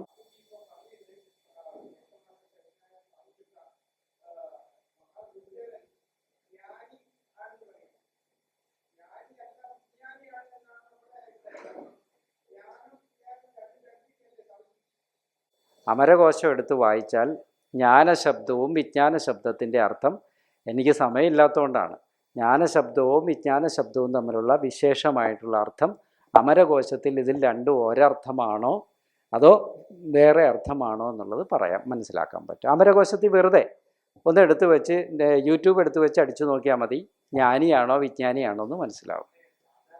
നമസ്തേ.